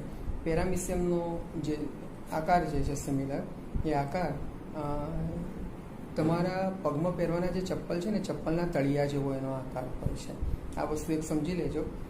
તમારી ટેક્સ્ટ બુકની અંદર પણ પેરામિશિયમની આકૃતિ આપેલી હશે, તમે ચોક્કસ એને જોજો. વિદ્યાર્થી મિત્રો, હું વારંવાર કહી ચૂક્યો છું અને ફરી એક વખત કહું છું કે જ્યારે પણ તમે કોઈ પણ પ્રકારના વિડીયોનું જોવાની શરૂઆત કરો અથવા તો સમજવાની શરૂઆત કરો તો ખાસ કરીને ટેક્સ્ટબુકને તમે સાથે રાખો. ટેક્સ્ટબુકને તમે સાથે રાખશો એટલે ટેક્સ્ટબુકની જે પરિભાષા છે એ પરિભાષાને પણ સાથે સાથે તમે ભણતા જજો. એની અંદરથી ઘણા બધા પ્રકારના પ્રશ્નો સંભવી શકે, એ પ્રશ્નોનું નિરાકરણ પણ આપણે કરી શકીએ. તો અમીબા એની કોષીય સપાટી ઉપર, એના કોષની સપાટી ઉપર આંગળી જેવા નાના નાના પ્રવર્ધો એટલે જે એને આપણે હમણાં આગળ થોડી વાર પહેલાં ખોટા પગ જેવી રચના કરી, એ પ્રવર્ધો ઉત્પન્ન કરે છે, અને ખોરાકના કણની ફરતે એ ખોરાકને ઘેરી લે છે, એ કણને ઘેરી લે છે, અને એને ધીરે ધીરે એની સાથે જોડાણ કરાવીને એને અન્નધાનીમાં સમાવવાનો પ્રયત્ન કરે છે. મતલબ એને પોતાને જ જોડાણ કેળવીને એક અન્નધાનીની રચના કરે છે. આ અન્નધાનીમાં આપણે જાણીએ છીએ કે અન્નધાનીની અંદરથી જટિલ પદાર્થોનું સરળતાથી સરળ પદાર્થોમાં વિઘટન થવાની પ્રક્રિયા થાય છે, અને આ જે ઘટક કણો જે છે વિઘટન પામેલા એ કોષરસમાં પ્રસરણ પામે છે. વધેલા જે અપાચિત દ્રવ્યો છે ખોરાકના કણમાંથી પણ, જે રીતે પાચનની પ્રક્રિયા પ્રાણીઓમાં થાય એમ અમીબા જેવા એક કોષી સજીવમાં પણ થાય છે. એટલે વધારાનો જે ભાગ જે છે ને એ અપાચિત દ્રવ્યો કોષની સપાટી તરફ ગતિ કરશે, અને કોષમાંથી એ ધીરે ધીરે બહાર નિકાલ પામે છે. પેરામિશિયમ પણ એક નિશ્ચિત આકાર ધરાવતું સજીવ છે, એ પણ એક કોષી સજીવ છે. એની અંદર પણ આ જ રીતે ખોરાકના ગ્રહણની પ્રક્રિયા થાય છે, પણ એની અંદર એના શરીરની ફરતે જે નાના સૂક્ષ્મ તંતુઓ છે જેને આપણે પક્ષમો તરીકે ઓળખીએ છીએ, બરાબર, તો એ પક્ષમો દ્વારા એ ખોરાકને ગ્રહણ કરે છે અને કોષની સંપૂર્ણ સપાટીને આવરી લે છે અથવા તો કવર કરી લે છે. તો આ થઈ એક કોષી સજીવની અંદર પોષણની પદ્ધતિ. મેં તમને કહ્યું એ પ્રમાણે કે જૂની જે બ્લુપ્રિન્ટ હતી એ જૂની બ્લુપ્રિન્ટમાં આ પ્રશ્ન 5 માર્કમાં ઘણી વખત પૂછાયેલો છે. પરીક્ષામાં પ્રશ્ન આ રીતે પૂછાય, અમીબાની અંદર પોષણની પ્રક્રિયા સમજાવો. હવે અમીબાની અંદર આપણને પ્રશ્ન થાય કે કઈ રીતે આખું, તો જેટલા મુદ્દાનું વર્ણન કરેલું છે એટલું વર્ણન તો તમારે લખવાનું છે, સાથે સાથે 4 આકૃતિઓને, એના નામ નિર્દેશનમાં વધારે કંઈ છે નહીં. એક ખોરાકનો કણ છે, અમીબા સજીવ છે, ખોટા પગ જેવી જે રચના ઉત્પન્ન થાય છે તો એ તમારે દર્શાવવાની છે. તમે એને પ્રવર્ધો પણ કહી શકો છો. ત્યાર પછી અન્નધાની અને ખોરાક કણ, એટલે ખોરાકનો જે કણ અન્નધાનીમાં પ્રવેશ પામી ચૂક્યો છે એનો ઉલ્લેખ કરવાનો છે. તો આ સંપૂર્ણ આખી જે વસ્તુ જે છે એ અમીબાના સાથે થઈ. હવે આપણે વાત કરીએ છીએ બહુકોષી સજીવો, અને બહુકોષી સજીવોમાં મિત્રો આપણે અહીંયા માત્ર ને માત્ર મનુષ્યના શરીરની રચના અને મનુષ્યની અંદર જ પાચન પદ્ધતિનો અભ્યાસ કરીશું. તો મનુષ્યમાં પોષણ પદ્ધતિની આપણે વાત કરીએ. મનુષ્યમાં પોષણ પદ્ધતિની વાત કરીએ તો સૌથી પહેલાં તો એના પોષણના મનુષ્યમાં ખોરાકનું ગ્રહણ કર્યા પછી એનું પાચન થવા માટેના, તો મનુષ્યના જે પાચનના જે અંગો છે ને એની સમજ મેળવવી જરૂરી છે. તો શરૂઆત આપણે કરીશું મનુષ્યના મુખથી. મનુષ્યનો જે મુખનો જે ભાગ છે, કેમ મુખથી? કારણ કે પહેલો કોળિયો જ્યારે મોઢામાં મૂકવામાં આવે ને ત્યારથી જ પાચનની પ્રક્રિયા ચાલુ થઈ જાય છે. ખોરાકને ચાવવાની પ્રક્રિયા થાય છે. એ ચાવવા માટે અલગ અલગ પ્રકારના દાંતની વ્યવસ્થા હોય છે. ખોરાકને ચાવવાનો, ખોરાકને કાપવાનો, ચાવીને ખોરાકને બારીક કણોમાં તમે રૂપાંતરિત કરો એટલે અંદર જીભ જેવો ભાગ છે. આ જીભની અંદરથી ચોક્કસ પ્રકારનો લાળરસ ઉત્પન્ન થાય છે. આ લાળરસ ખોરાક સાથે ભળે છે એટલે તમને ખોરાક ભીનો થશે, ઓછો થશે, નરમ થશે. વધારામાં તમને એ ખોરાકના સ્વાદની પણ ખબર પડશે. એ ચવાયેલો જે ખોરાક અને નરમ બનેલો જે ખોરાક છે એ મુખ વાટે, મુખ માર્ગની અંદર જ મુખ વાટે આગળ જશે અને અન્નનળીના માર્ગ સાથે તમને આકૃતિ અહીંયા દેખાય છે. આકૃતિની અંદર અન્નનળી જે પાતળી નાની નલિકા છે એ અન્નનળી મારફતે એ ખોરાક આગળ જશે. ત્યાંથી આગળ એ ખોરાક જઠરની અંદર જશે. જઠરની અંદર આ ખોરાકની વલોવાવાની પ્રક્રિયા થાય છે. આશરે 3 કલાક સુધી ખોરાકની વલોવાવાની પ્રક્રિયા જઠરમાં થશે અને ત્યાં કેટલાક દ્રવ્યો ખોરાકના પોષક દ્રવ્યોનું પાચન થયા બાદ એ જઠર મારફતે એ ખોરાકનો કણ આગળ નાના આંતરડામાં જશે. નાનું આંતરડું એને ભાગ સાંકડો છે એટલા માટે એને નાનું આંતરડું કહેવામાં આવે છે. આપણા મનુષ્યના શરીરની અંદર આ નાના આંતરડાની લંબાઈ લગભગ 6.5 મીટર એટલે આશરે 21 ફૂટ જેટલી લાંબુ નાનું આંતરડું હોય છે. 6.5 મીટર લાંબુ આ નાનું આંતરડું ગૂંચળા આકારે વીંટળાયેલું હોય છે. આ નાના આંતરડા સાથે જોડતો માર્ગ ત્યાં આગળ મોટાભાગના ખોરાકના કણોનું પાચન થઈ જાય છે. ત્યાંથી એ માર્ગ મોટા આંતરડામાં જશે અને મોટા આંતરડામાં બાકીના જેટલા પણ ઘટકો છે એ ઘટકોનું પાચન થઈ ગયા પછી અપાચિત જે ઘટકો છે એ શરીરનો નિકાલ કરશે અને મોટા આંતરડાથી સીધો જશે એ મળમાર્ગ. તો આ જે થઈ એ પાચનના અંગોની વાત થઈ. વિવિધ પ્રકારના અંગો. આ અંગોની સાથે સાથે વિવિધ પ્રકારના જે કહી શકાય કે કેટલીક ગ્રંથિઓ પણ આની અંદર જવાબદાર હોય છે. કેટલાક ચોક્કસ પાચક રસ પણ ઉમેરાતા હોય છે. એ દરેકે દરેક વસ્તુ આપણે સ્ટેપ બાય સ્ટેપ સમજીએ છીએ. હવે આપણે પાચનની પ્રક્રિયાની વાત કરીએ તો સૌથી પહેલાં વિદ્યાર્થી મિત્રો આમાંથી પ્રશ્ન કેવા પ્રકારના પૂછી શકાય? તો સૌથી પહેલાં તો જે તમને મનુષ્યના પાચનની આકૃતિ, પાચન તંત્રની આકૃતિ, એ આકૃતિ તમને અહીંયા દર્શાવેલી છે. તો આકૃતિ નામ નિર્દેશનવાળી તમારે દર્શાવવાની છે અને એ નામ નિર્દેશનવાળી આકૃતિ જ તમારે 2 થી 3 માર્કની અંદર પૂછી શકાય. એમાં યોગ્ય એરો દર્શાવીને નામ દર્શાવવાના, આકૃતિ સ્પષ્ટ દોરવાની, એમાં કોઈ ચેકચાક ના થવી જોઈએ. તો પૂરેપૂરા તમે 3 માર્ક 2 થી 3 માર્ક મળવા પાત્ર છે. ત્યાર પછી તમને પ્રશ્ન એક આ રીતે પૂછે કે મનુષ્યના પાચનના અંગો સમજાવો. એટલે મનુષ્યના પાચન તંત્રના મુખ્ય અંગો, જે અંગોની આપણે મુખથી લઈને મળદ્વાર સુધીની ચર્ચા કરી, એ દરેક અંગોને ટૂંકમાં આ પ્રશ્ન પરીક્ષામાં 4 માર્કમાં પણ પૂછી શકાય. અને હજી ત્રીજો પ્રશ્ન એની અંદરથી જે વધારે પૂછી શકાય એવો છે, એ ત્રીજો પ્રશ્ન છે કે મનુષ્યના પાચન તંત્રની કાર્યવાહી અથવા તો કાર્યવિધિ આકૃતિ દોરી સ્પષ્ટ સમજાવો. જે આકૃતિ છે આકૃતિ સ્પષ્ટ તમારે દોરવાની છે અને હવે એની કાર્યવિધિ. તો હવે આપણે પાચન તંત્રની કાર્યવિધિની ચર્ચા કરીશું. સમજો એક સ્ટેપ બહુ મહત્વનું છે, બરાબર? તો સૌથી પહેલાં તો પાચનની પ્રક્રિયા શરૂ ક્યારે થાય? તો જ્યારે પણ કોઈ પણ મનુષ્ય ખોરાકનો પ્રથમ ટુકડો પોતાના મુખમાં મૂકશે એની સાથે આ પાચનની પ્રક્રિયા શરૂ થઈ જશે. કેમ? કારણ કે પાચન કરશે એટલે દાંત વડે ખોરાક ચાવવાની પ્રક્રિયા શરૂ થશે. દાંત વડે ખોરાકનું નાના ટુકડાઓમાં વિભાજન થશે અને નાના ટુકડાઓમાં જે વિભાજન થશે એ ત્યાર પછી મુખની અંદર જ લાળરસ ઉત્પન્ન થાય છે, બરાબર? આ મુખની અંદર જે લાળરસ ઉત્પન્ન થાય છે ને, એ લાળ ગ્રંથિમાંથી ઉત્પન્ન થાય છે. ખોરાકના ઘટકોને એ પોચો, ભીનો અને નરમ બનાવવાનું કાર્ય કરે છે. આ લાળરસની અંદર એમાઇલેઝ નામનો ઉત્સેચક એ ખોરાકના જટિલ જે કણો છે એનું સ્ટાર્ચની અંદર અથવા તો શર્કરાને, જટિલ અણુઓ સ્ટાર્ચ, એ સ્ટાર્ચનું રૂપાંતર શર્કરાની અંદર કરે છે. એટલે કે એનું વિઘટન કરે છે અથવા તો એવું કહી શકાય કે એનું પાચન પણ કરે છે. એટલે અહીંયા એવું કહી શકાય કે સ્ટાર્ચયુક્ત જે ખોરાક છે એ એમાઇલેઝ નામના ઉત્સેચક દ્વારા, લાળ રસયુક્ત એમાઇલેઝ ઉત્સેચક દ્વારા એનું શર્કરામાં રૂપાંતર થાય છે. આ શર્કરાને તમે રાસાયણિક રીતે માલ્ટોઝ તરીકે પણ ઓળખી શકો છો, યાદ રાખજો. હવે ખોરાક ચાવવાની આ પ્રક્રિયા દરમિયાન જીભની અંદરથી ખોરાકને સંપૂર્ણ રીતે લાળરસ જે ઉત્પન્ન થાય છે એમાંથી મિશ્ર કર્યા બાદ આ પ્રક્રિયા આગળના માર્ગમાં થાય છે. હવે બીજા નંબરનો જે તબક્કો છે, હવે મુખની અંદર જે પણ ખોરાકની પ્રક્રિયા થવાની હતી એ પૂર્ણ થઈ. હવે ત્યાંથી આગળ પાચન માર્ગનું આગળનું જે ભાગ છે, એનું આગળનું જે સ્તર છે, સ્ટેપ બાય સ્ટેપ, એ આવશે અન્નનળી. એ શું કરશે? આ જે ભીનો અને નરમ થયેલો ખોરાક જે છે ને, હવે સરળતાથી આગળ વહન કરશે અને ત્યાંથી અન્નનળી મારફતે આવશે. અન્નનળી મારફતે આ ખોરાક જઠર સુધી જશે. એટલે અન્નનળીનું કાર્ય શું છે? તો પેલો જે નરમ, ઢીલો, પોચો થયેલો જે ખોરાક છે એને જઠરના માર્ગ સુધી લઈ જવાનું કાર્ય છે.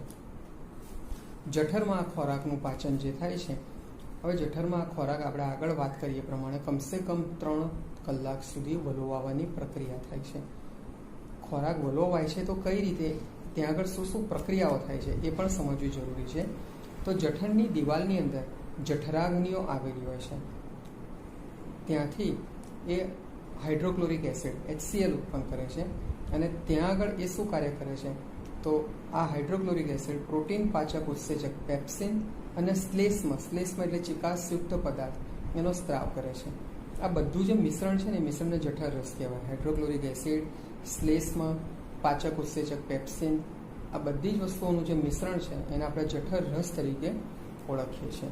હવે જઠરની આ જે સ્નાયુમય દિવાલ જે છે ને, એ સ્નાયુમય દિવાલ પેલા ખોરાકના જઠર રસ સાથે સંમિશ્રિત કરે છે. સંમિશ્રિત થશે. હાઇડ્રોક્લોરિક એસિડનું કામ શું છે, તો એસિડિક માધ્યમ તૈયાર કરવાનું. આ પ્રશ્ન થાય કે એસિડિક માધ્યમ શું કરવા, પેપ્સિન નામનો ઉત્સેચક આ એસિડિક માધ્યમ તૈયાર કરવામાં મદદરૂપ થાય છે. પેપ્સિનોજન એ નિષ્ક્રિય ઉત્સેચક છે.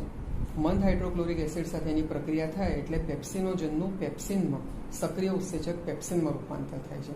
અને આ પેપ્સિન શું કરે છે, પેપ્સિન એ પ્રોટીનનું પાચન કરવામાં મદદ કરે છે. બરાબર. તો સામાન્યતઃ આપણે જે પ્રમાણે વાત કરી કે આ શ્લેષ્મ, જઠરનો આંતરિક રસ, જઠર રસ, પેપ્સિન વગેરેની અસર સામે શ્લેષ્મ નામનો જે પદાર્થ છે ને, એસિડિક ભાગ, જે ભાગ એસિડિક એટલે જલદ ભાગ, તો જઠરના આંતરિક ભાગને નુકસાન ના થાય એનું ધ્યાન રાખવાનું કાર્ય આ શ્લેષ્મ જેવા ચિકાસ પડતા પદાર્થો, કે એવું કહી શકાય કે એક જાતનું પ્રોટેક્ટિવ આવરણ છે, એની રક્ષા કરે છે, રક્ષણાત્મક આવરણ છે. બરાબર. જઠરમાંથી આ ખોરાક સીધો નાના આંતરડાની પ્રવેશે છે. નાના આંતરડામાં આ ખોરાકનો પ્રવેશ મુદ્રિકા સ્નાયુઓ દ્વારા થાય છે. મુદ્રિકા સ્નાયુઓ એટલે એને આપણે જઠર વાલ તરીકે પણ ઓળખી શકીએ છીએ. બરાબર. તો એની અંદર આ બધા ખોરાકનું નિયંત્રણ થાય છે. હવે આપણે નાના આંતરડાની અંદર ખોરાકની જે પ્રક્રિયા છે, નાનું આંતરડું જે છે એ પાચન માર્ગનું આપણે આગળ વાત કરીએ પ્રમાણે કે ભલે સૌથી નાનો ભાગ રહ્યો, પણ ખરેખર એ સૌથી મોટામાં મોટો ભાગ છે. જઠરની અંદરનું જે કાર્યવિધિ જે છે એને જરા વધુ સારી રીતે આપણે સમજીએ તો જઠરમાંથી એ ખોરાક નાના આંતરડામાં પ્રવેશે એ પહેલાં નાનું આંતરડું યકૃતમાંથી, નાના આંતરડામાં પ્રવેશે એટલે નાનું આંતરડું યકૃતમાંથી પિત્તરસ અને સ્વાદુપિંડ જે વિવિધ પાચનની ગ્રંથિઓ છે એમાંથી સ્વાદુરસ મેળવે છે.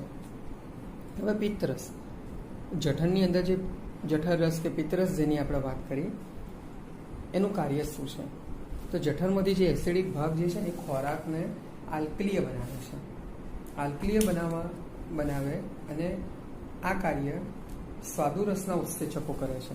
આ પિત્ત ક્ષારોનું કામ શું છે, તો જઠરની અંદર મોટે ભાગે ચરબીયુક્ત જે ખોરાકના ઘટકો છે એનું પાચન થાય છે. ચરબીયુક્ત ખોરાકના મોટો જે ભાગ છે, મોટા ગોલકો જેને કહેવાય, એનું નાના ભાગની અંદર એટલે કે નાના ગોલકોમાં, સૂક્ષ્મ ભાગમાં રૂપાંતર કરે છે. આ પ્રક્રિયા જે છે ને એને તૈલોદીકરણની પ્રક્રિયા કહેવાય. સમજો, 1 માર્કનો પ્રશ્ન અહીંયા આવી રીતે પૂછાય કે જઠરની અંદર જે પાચક ઘટકો જે છે, જઠર રસ, યકૃત રસ વગેરે, એ ખોરાકનું જે વિઘટન કરે છે તેમાં ચરબીના મોટા ગોલકોયુક્ત ભાગનું નાના ગોલકોયુક્ત ભાગમાં વિભાજન અથવા તો વિખંડન કરે છે, જેને તૈલોદીકરણની પ્રક્રિયા તરીકે ઓળખવામાં આવે છે. આ ક્રિયાથી ઉત્સેચકોની ક્રિયાશીલતામાં વધારો થાય છે. હવે સ્વાદુરસ શું કાર્ય કરે છે, તો સ્વાદુપિંડ એ સ્વાદુરસનો સ્ત્રાવ કરે છે અને સ્વાદુરસમાં પ્રોટીનના પાચન માટેના વિવિધ પ્રકારના ઉત્સેચકો, એમાં ટ્રિપ્સિન નામનો ઉત્સેચક, કાર્બોદિત પદાર્થોના પાચન માટે સ્વાદુરસ, એમાઇલેઝ નામનો ઉત્સેચક અને ચરબીયુક્ત ઘટકોના પાચન માટે લાઇપેઝ નામનો ઉત્સેચક પણ કરતો હોય છે. નાના આંતરડાની અંદરની કાર્યવાહીની આપણે વાત કરીએ તો નાના આંતરડાની દિવાલની અંદર આંતરીય ગ્રંથિઓ આવેલી છે. એ શું કરે છે, આંત્રરસનો સ્ત્રાવ કરે છે.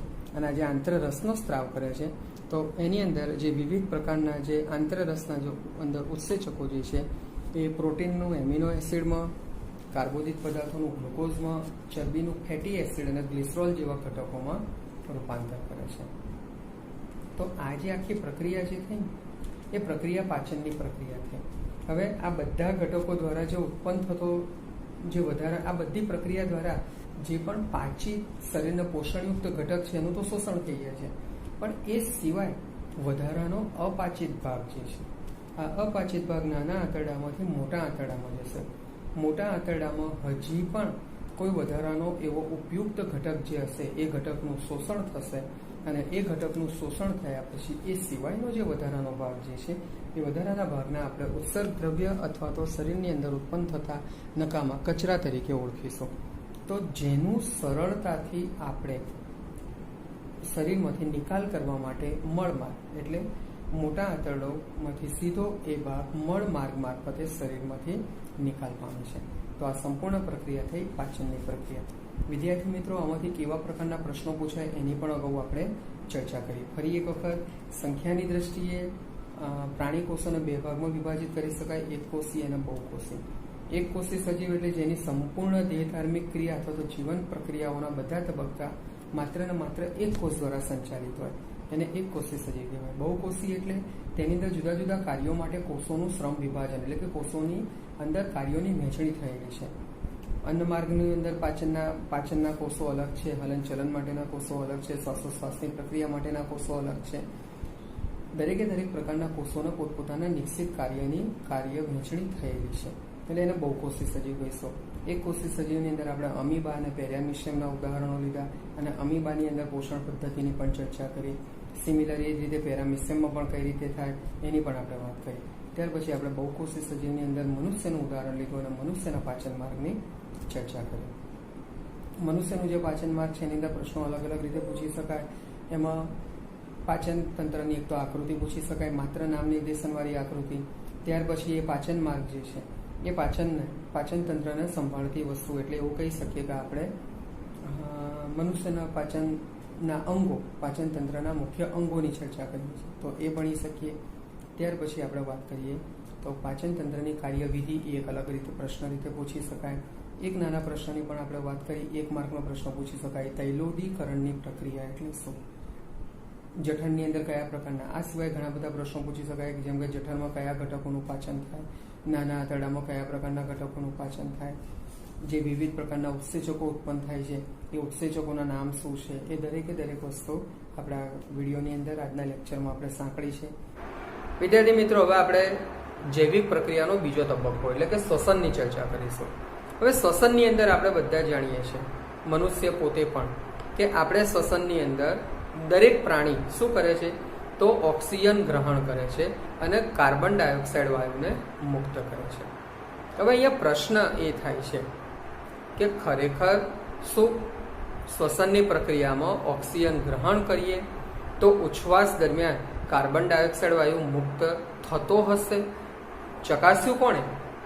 ચિંતા ના કરો, આપણે અત્યારે હાલ જ ચકાસણી કરી લઈએ છીએ એક નાની પ્રવૃત્તિથી. વિદ્યાર્થી મિત્રો, અહીંયા તમને તમારી સ્ક્રીન ઉપર એક આકૃતિ દેખાય છે. આકૃતિની અંદર તમે જોશો તો 2 ટેસ્ટ ટ્યુબ છે, કસનળી. આ બંને કસનળીની અંદર આપણે લગભગ 10 થી 15 ml જેટલો ચૂનાનું નીતરું પાણી ભરેલું છે. બરાબર, બંને કસનળીની અંદર સેમ વસ્તુ છે. આપણે બંને કસનળીને રેફરન્સ માટે નંબર આપી દઈએ, એકને 1 નંબર કહીએ ને એકને 2 નંબર કહીએ. હવે આપણે શું કરવાનું છે કે આ બંને કસનળીની અંદર ચૂનાનું નીતરું જે પાણી ભરેલું છે ને એમાં પહેલા નંબરની જે કસનળી છે ને એ કસનળીની અંદર આપણે એક નળી પસાર કરીએ, કાચની નળી. આ કાચની નળી પસાર કરીએ અને એને આપણે એક શું કરીએ, ઇન્જેક્શનની સિરિંજ વડે કે પછી નાના બાળકોની પિચકારી આવે છે ને, તમે એનો પણ ઉપયોગ કરી શકો છો. એના વડે એ કસનળીની અંદર હવા દાખલ કરવાની છે. સમજો, એટલે પહેલી કસનળીમાં આપણે આ પ્રયોગ કર્યો. શું કર્યું કે પહેલી કસનળીની અંદર 10 થી 15 ml જેટલું આપણે ચૂનાનું નીતરું પાણી લીધું. આ ચૂનાના નીતર્યા પાણીની અંદર આપણે ઇન્જેક્શનની સિરિંજ વડે અથવા તો પિચકારી વડે અથવા તો પંપ વડે કે જેની મદદથી આપણે શુદ્ધ હવા દાખલ થાય, હવા દાખલ કરવાની છે. શેમાં? પેલી કસનળીની અંદર જે નાની કાચની નળી મૂકી છે ને નળી વાટે અંદર હવા દાખલ કરવાની છે. હવે એનું અવલોકન કરો. અવલોકન કર્યા પછી શું કરવાનું છે એની ચર્ચા આપણે પછી કરીએ છીએ. હવે આપણે 2 નંબરની કસનળીની વાત કરીએ. બીજા નંબરની કસનળીમાં પણ આપણે શું લીધેલું છે? પહેલેથી 10 થી 15 ml જેટલું ચૂનાનું નીતરું પાણી લીધેલું છે. એની અંદર પણ આવી પાતળી કાચની નળી પસાર કરો. હવે આ કસનળીની અંદર જે નળી મૂકી છે ને એને આપણે કોઈ ઇન્જેક્શનની સિરીંજ કે કોઈ પિચકારી કે અન્ય કોઈ પણ પંપ વડે હવા દાખલ નથી કરવાની. આપણે આપણા મોં આગળ મોંનો જે ભાગ છે ને એ પેલી કાચની નળી પાસે લઈ જાઓ અને અંદરની તરફ ફૂંક મારવાની. આ રીતે સમજ પડી ગઈ? આવી રીતે તમે ફૂંક મારો અને પછી એનું અવલોકન કરો. હવે તરત તમને પ્રશ્ન થાય કે સાહેબ આ વસ્તુમાં તો શું ખબર પડી, કાર્બન ડાયોક્સાઇડની હાજરી ક્યાં આગળ? હવે તમને કાર્બન ડાયોક્સાઇડ વાયુની હાજરીની આપણે વાત કરીએ તો તમે કદાચ 6ઠા 7મા કે 8મા ધોરણમાં ભણી ચૂકેલા છો. ચૂનાના નીતર્યા પાણીમાંથી કાર્બન ડાયોક્સાઇડ વાયુને જો પસાર કરવામાં આવે તો તે પાણી દૂધિયા રંગનું બને છે. ભણી ગયેલા છો આવું? તમે બધા જાણો છો. Very good. હવે આપણે 1 નંબર અને 2 નંબર બંને કસનળીની અંદર આપણે બહારથી હવા દાખલ કરીએ. બંનેની અંદર હવા દાખલ કરવા માટેના જે સ્ત્રોત છે ને એ અલગ અલગ છે. એકમાં આપણે પિચકારી વડે કે ઇન્જેક્શનની સિરીંજ વડે કે પંપ વડે હવા દાખલ કરી. પહેલા નંબરની કસનળીમાં એનું તમે અવલોકન કરશો થોડા સમય સુધી, અડધો કલાક જુઓ, કશો વાંધો નથી, 15 મિનિટ જુઓ, કોઈ ચિંતા નથી, અને અવલોકન કરો. એ ચૂનાના નીતરા પાણીમાં કોઈ પણ પ્રકારનું અવલોકન કરતા જોવા મળશે, ફેરફાર થતો નથી. પણ બીજા નંબરની કસનળીની અંદર જેમાં તમે મોં વાટે હવા દાખલ કરેલી છે, આ જે મોં વાટે હવા દાખલ કરેલી છે એની અંદર જુઓ. હવે આપણે જ્યારે મોં વાટે હવા બહાર કાઢીએ છીએ ને તો એ ઉચ્છ્વાસ કહેવાય છે. ઉચ્છ્વાસની અંદર આપણે કહીએ છીએ પ્રમાણે કે કાર્બન ડાયોક્સાઇડ વાયુ મુક્ત થાય છે. હવે પેલું દૂધ જે ચૂનાનું નીતરું પાણી હતું એને મોં વાટે હવા દાખલ કર્યા પછી તમે જ્યારે જોશો તો એ થોડા સમયમાં દૂધિયું બની ગયું. એટલે એનો અર્થ શું થયો કે આપણે ઉચ્છ્વાસની અંદર જે હવા આપણે બહાર કાઢીને બહારની તરફ શ્વાસ આપણે મુક્ત કર્યો ને તો એની અંદર કાર્બન ડાયોક્સાઇડ વાયુ હોવો જોઈએ. એટલે આ પ્રક્રિયા પછી આપણે સ્પષ્ટ રીતે કહી શકીએ છીએ કે શ્વસનની પ્રક્રિયામાં આપણે ઓક્સિજન ગ્રહણ કરીએ છીએ એમ ઉચ્છ્વાસની પ્રક્રિયામાં આપણે CO2 વાયુ મુક્ત કરીએ છીએ. ક્લિયર? સમજ પડી ગઈ? Very good. આવી જ એક આપણે બીજી પ્રવૃત્તિઓની ચર્ચા કરીએ. આ બીજી પ્રવૃત્તિની અંદર પણ સિમિલારિટી કંઈક આવું જ આપણે કરીએ છીએ. જુઓ, અવલોકન કરવાનું. જો વિજ્ઞાન વિષય છે ને એ અવલોકનનો વિષય છે. તમે કોઈ પણ પ્રકારની પ્રવૃત્તિ કરો ને એ પ્રવૃત્તિ માત્ર કરવા ખાતર ના કરાય. એ પ્રવૃત્તિ કર્યા પછી એની પાછળના પરિણામોની ચકાસણી કરવા માટે આપણે થોડી પેશન્સ, ધીરજ પણ રાખવી પડે. અને આ દરેકે દરેક અવલોકનો પછી આપણે સ્પષ્ટ રીતે આપણો જે નિદર્શન કરવા માંગીએ છીએ એ સ્પષ્ટ રીતે જણાઈ આવે છે. ઓકે, હવે આપણે બીજી એક પ્રવૃત્તિ કરીએ. આથવણની પ્રક્રિયા દરમિયાન કાર્બન ડાયોક્સાઇડ વાયુ ઉત્પન્ન થાય છે. હવે આપણે એનું એક વ્યવહારિક ઉદાહરણ પહેલા ચર્ચા કરીએ અને પછી એને પ્રવૃત્તિ સ્વરૂપમાં ભણવાનો પ્રયત્ન કરીએ. તમે બધા તમારા ઘરે ઇડલી, ઢોસા, હાંડવો વગેરે ખાધું હશે. ખાધું છે ને? ઓકે, બધાએ ખાધું છે. આપણે અહીંયા ઇડલી, ઢોસા, સાઉથ ઇન્ડિયન બધાએ ખાધું છે. મેં પણ બહુ બધું ખાધું છે, હાંડવો પણ બહુ ખાધો છે. પણ આપણે બધા અહીંયા એક વસ્તુ ઓબ્ઝર્વ કરવાની છે કે મમ્મી કે આપણી બહેન કે આપણા ઘરની કોઈ પણ વ્યક્તિ જ્યારે પણ આ ઇડલી, ઢોસા કે હાંડવો કે ખમણ, ઢોકળા કશું પણ બનાવે ત્યારે એ લોકો શું કરે છે? એનું પહેલાં એક ખીરું તૈયાર કરે છે. જેને આપણે ખીરું કેટલા માટે કહીએ છીએ કે એને મિક્સરની અંદર ક્રશ કરી નાખે છે. દાળ ચોખાનું મિશ્રણ લે, પછી એમાં થોડું દહીં નાખે અને બીજી ઘણી બધી વસ્તુઓ જે જરૂરી હોય એ બધું નાખે અને પછી એને થોડા કલાક માટે ઢાંકીને, મજબૂત ઢાંકણ ઢાંકીને, હું આ જો શબ્દ વાપરું છું, તડકામાં મૂકી દે છે. બરાબર? થોડા કલાકો મૂકી રાખે. હવે તમે જુઓ, ધારો કે કોઈ એક તપેલીની અંદર મમ્મી આવી રીતે સરસ મજાનું ખીરું તૈયાર કર્યું. એ ખીરું તૈયાર કર્યું ને તો તપેલી આખી ચીકાચીક ભરીને નહીં કરે મમ્મી. કેમ નહીં કરે? થોડી ગેપ રાખશે, જગ્યા રાખશે. શા માટે જગ્યા રાખે છે આપણે એ તો સમજવાનું છે. બરાબર?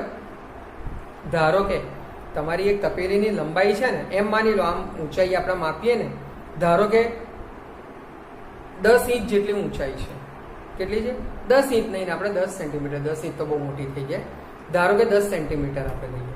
હવે મમ્મીએ એની અંદર ખીરું જે તૈયાર કર્યું હશે ને એ અહીંયા સુધીનું કર્યું હશે. 5 કે 7 સેન્ટીમીટર સુધી, 3 સેન્ટીમીટરની કે 5 સેન્ટીમીટરની ગેપ રાખી મૂકી હશે. કેમ રાખી મૂકી હશે એ તમને થોડા કલાક પછી ખબર પડશે. તમારે હવે તડકામાં મૂકી દીધા પછી સાંજે જ્યારે બધું લઈને આવશો ને તો આપણે માપન કર્યું હશે, ખીરું અહીંયા સુધી મમ્મીએ ભરેલું હતું, સાંજે જ્યારે લઈને આવીશું ત્યારે અહીંયા સુધી થઈ જશે. આવું થયું કઈ રીતે? તડકામાં મૂક્યું એટલે શું બધું વધી ગયું? ના, વધતું નથી. અંદર વાયુ ઉત્પન્ન થાય છે અને જે વાયુ ઉત્પન્ન થાય છે ને એના લીધે એની સપાટી ઊંચી આવે છે. આ વાયુ કાર્બન ડાયોક્સાઇડ વાયુ છે. આ તો આપણે આપણા ઘરની અંદર અનેક વખત તમે અવલોકન કર્યું હશે, ના કર્યું હોય તો હવે અચૂક અવલોકન કરજો. હવે આપણે એને એક પ્રવૃત્તિ સ્વરૂપમાં ભણવાનો પ્રયત્ન કરીએ. આ પ્રવૃત્તિની અંદર આપણે કેટલાક સાધનોની જરૂર પડે, જે તમને આકૃતિમાં દેખાશે. તમારી સ્ક્રીન ઉપર હમણાં થોડી વારમાં એક આકૃતિ આવી જશે. એની અંદર આપણે 2 કસનળી લેવાની છે, એક સરખા માપની. આ બંને કસનળીની ઉપર એક છિદ્રવાળો રબરનો બૂચ ઢાંકી શકાય એવો લેવાનો છે અને એક સી આકારની નળી લેવાની છે, કાચની નળી સી આકારની, કે જેનો એક છેડો એક કસનળીમાં અને બીજો છેડો બીજી કસનળીમાં આપણે નાખી શકીએ. આ થયું સાધન. હવે આપણે પદાર્થોમાં ઈસ્ટ પાવડર લેવાનો છે. ઈસ્ટ પાવડર, એની સાથે ચૂનાનું તાજું પાણી લેવાનું છે, ફળોનો રસ લેવાનો છે. તમે ફળમાં કોઈ પણ પ્રકારના ફળ લઈ શકો, બરાબર? એ ફળોનો રસ લેવાનો છે. હવે તમારે શું કરવાનું છે કે કસનળીની અંદર 2 પ્રકારની જે કસનળી હતી ને, તો એમાં ફળોનો રસ, કોઈ પણ પ્રકારના ફળનો રસ લો તો ચાલે. તમે સફરજનનો રસ પણ લઈ શકો છો, દ્રાક્ષને પણ તમે લઈ શકો છો, એનો રસ પણ લઈ શકો છો. અને એની અંદર થોડું ઈસ્ટ ઉમેરીને એને એક કસનળીની અંદર ભરી દો. 2 કસનળી હતી, એને ફરી એક વખત આપણે નંબર આપી દો. 1 નંબરની કસનળીની અંદર ફળોનો રસ અને ઈસ્ટ ઉમેરેલું છે અને બીજા નંબરની કસનળીની અંદર પેલું ચૂનાનું પાણી છે, બરાબર? હવે આ ભર્યા પછી પેલો રબરનો એક છિદ્રવાળો બૂચ ઢાંકી દો અને જે પેલા છિદ્રો છે ને એમાંથી પેલી સી આકારની નળી, એટલે શું થશે? આખી એસેમ્બલી હવે કસનળી, એની ઉપર બૂચ એક છિદ્રવાળો, એની ઉપર સી આકારની નળીનો એક છેડો, એની સાથે છેડો બીજો છેડો જે હશે બીજી નળીમાં, એમ હવે આખી એક એસેમ્બલી તૈયાર થઈ ગઈ, જે તમને આકૃતિમાં દેખાશે. આટલી વસ્તુ પસાર કરી દો અને મૂકી દો. થોડા સમય પછી અવલોકન કરો. હવે તમારે અહીંયા અવલોકન કરવાનું છે. અવલોકન કરતા તમારો ઓબ્ઝર્વ કરો, બંનેને જોડેલી છે. આપણે શું ઓબ્ઝર્વ કરવાનું છે કે પેલું જેની અંદર ચૂનાનું પાણી આપણે ભરેલું હતું એ પાણીનું રંગ પરિવર્તન જોવા મળે છે. તો હા, તમને થોડા સમય પછી સમય લાગશે, રાહ જોવી પડશે, બરાબર? અડધો પોણો કલાક 1 કલાક જેટલી રાહ જોવી પડે કદાચ, તો રાહ જોજો અને પછી અવલોકન કરજો. તો શું ચૂનાનું જે પાણી છે એની અંદર કોઈ રંગ પરિવર્તન જોવા મળે છે? બિલકુલ જોવા મળે છે. ચૂનાના પાણીનો જે રંગ છે એ દૂધિયો રંગ થાય છે. ફરી એક વખત આપણે આગળની પ્રવૃત્તિમાં ભણ્યા એ જ વસ્તુ અહીંયા સમજ્યા કે ચૂનાનું પાણી દૂધિયું ક્યારે બને? તો એની અંદર કાર્બન ડાયોક્સાઇડ વાયુ પસાર થાય ત્યારે. કેવી રીતે આવ્યો કાર્બન ડાયોક્સાઇડ વાયુ? હવે એની આપણે ચકાસણી કરીએ. તો આ રંગ પરિવર્તન કેટલો સમય લાગે? ઘણો સમય લાગે. અડધો કલાક, પોણો કલાક, કદાચ 1 કલાકથી પણ વધારે સમય લાગે. આથવણની પ્રક્રિયા થઈ. કેવી રીતે આથવણની પ્રક્રિયા થઈ? પેલો જે ફળોનો રસ હતો ને એમાં ઈસ્ટ જે નાખ્યું છે ને એ ઈસ્ટ, એના કારણે કાર્બન ડાયોક્સાઇડ વાયુ ઉત્પન્ન થાય છે. અને એ જે કાર્બન ડાયોક્સાઇડ વાયુ ઉત્પન્ન થાય છે, હવે પેલી સી આકારની નળી તો જોડેલી છે. વાયુ ઉત્પન્ન થાય, વાયુને તો રોકી ના શકાય. વાયુ સરળતાથી પરિવહન કરશે પેલી નળી વાતે અને બીજી ટેસ્ટ ટ્યુબમાં જશે. બીજી ટેસ્ટ ટ્યુબમાં જ્યાં આગળ આપણે ચૂનાનું પાણી રાખેલું હતું સીધું એના સંપર્કમાં આવશે, એટલે થોડી વારમાં એ પાણીનો રંગ બદલાશે અને દૂધિયા રંગનો થઈ જશે. તો આ જે આપણે વસ્તુ ભણ્યા એ આથવણની પ્રક્રિયા દરમિયાન કાર્બન ડાયોક્સાઇડ વાયુ ઉત્પન્ન થાય છે. હવે તમને તમારા પ્રશ્ન જવાબ મળી ગયો ને કે મમ્મીનો 5 સેન્ટીમીટર વાળું પેલું ખીરું કેમ 7 સેન્ટીમીટરનું થઈ ગયું કે 8 સેન્ટીમીટર થઈ ગયું? કારણ કે કાર્બન ડાયોક્સાઇડ વાયુના કારણે ઉભરા આવે છે, વધતું નથી, ફૂલે છે એવું આપણને લાગે છે. એટલે એની માત્રા વધારે થઈ ગઈ હોય એવું લાગે છે. એટલે એના કારણે પણ કાર્બન ડાયોક્સાઇડ વાયુની હાજરી સાબિત થાય છે. અત્યાર સુધી ખોટા ખુશ થઈ ગયા હતા ને કે આપણું કન્ટેન્ટ વધી ગયું, પણ એની અંદર આ પ્રક્રિયા વૈજ્ઞાનિક થાય છે. જો આપણે શરૂઆતના જ આપણા લેક્ચરોની અંદર આપણે એવું ભણેલા હતા કે તમે તમારા લાઈફની અંદર એવો એક પણ સમયગાળો નથી કે જેમાં વિજ્ઞાનના દ્વારા નિર્મિત વિવિધ પ્રક્રિયાઓથી અલગ રહી શકો, બરાબર? બીજું કશું હશે નહીં હોય, પણ વિજ્ઞાન દ્વારા સંચાલિત પ્રક્રિયાઓ અચૂક તમારી આસપાસ થતી હોય છે. હવે આપણે વાત કરીએ છીએ વિવિધ સજીવોની અંદર આ પ્રક્રિયા ઉર્જા મુક્ત કરવા માટેની પદ્ધતિ. આપણે એને સૌથી પહેલાં ગ્લુકોઝના વિઘટનની પ્રક્રિયાથી સમજીએ. હવે જ્યારે આપણે ગ્લુકોઝના વિઘટનની પ્રક્રિયાની ચર્ચા કરીએ છીએ તો મિત્રો અહીંયા ગ્લુકોઝના વિઘટનની પ્રક્રિયા, બરાબર, એ પણ અહીંયા આપણો આજનું જે લેક્ચર છે એની અંદર હવે પછી જે તમને દેખાશે એ ગ્લુકોઝના વિઘટનની પ્રક્રિયા છે. હવે અહીંયા આપણે શ્વસનની પ્રક્રિયાને જરા સમજી લઈએ. આપણે આગળનો એ ગ્લુકોઝના વિઘટનની પ્રક્રિયાનો ટોપિક ભણીએ એ પહેલાં શ્વસનની પ્રક્રિયાના મુખ્ય બે ભાગ છે. આગળ આપણે એની ચર્ચા કરીશું વિસ્તૃત, પણ અત્યારે આપણે સમજી લઈએ. એક એવી શ્વસનની પ્રક્રિયા કે જેની અંદર ઓક્સિજનની હાજરી અત્યંત જરૂરી છે, અનિવાર્ય છે. તો જે શ્વસનની પ્રક્રિયા ઓક્સિજનની હાજરીમાં થાય એને જારક શ્વસનની પ્રક્રિયા તરીકે ઓળખવામાં આવે છે.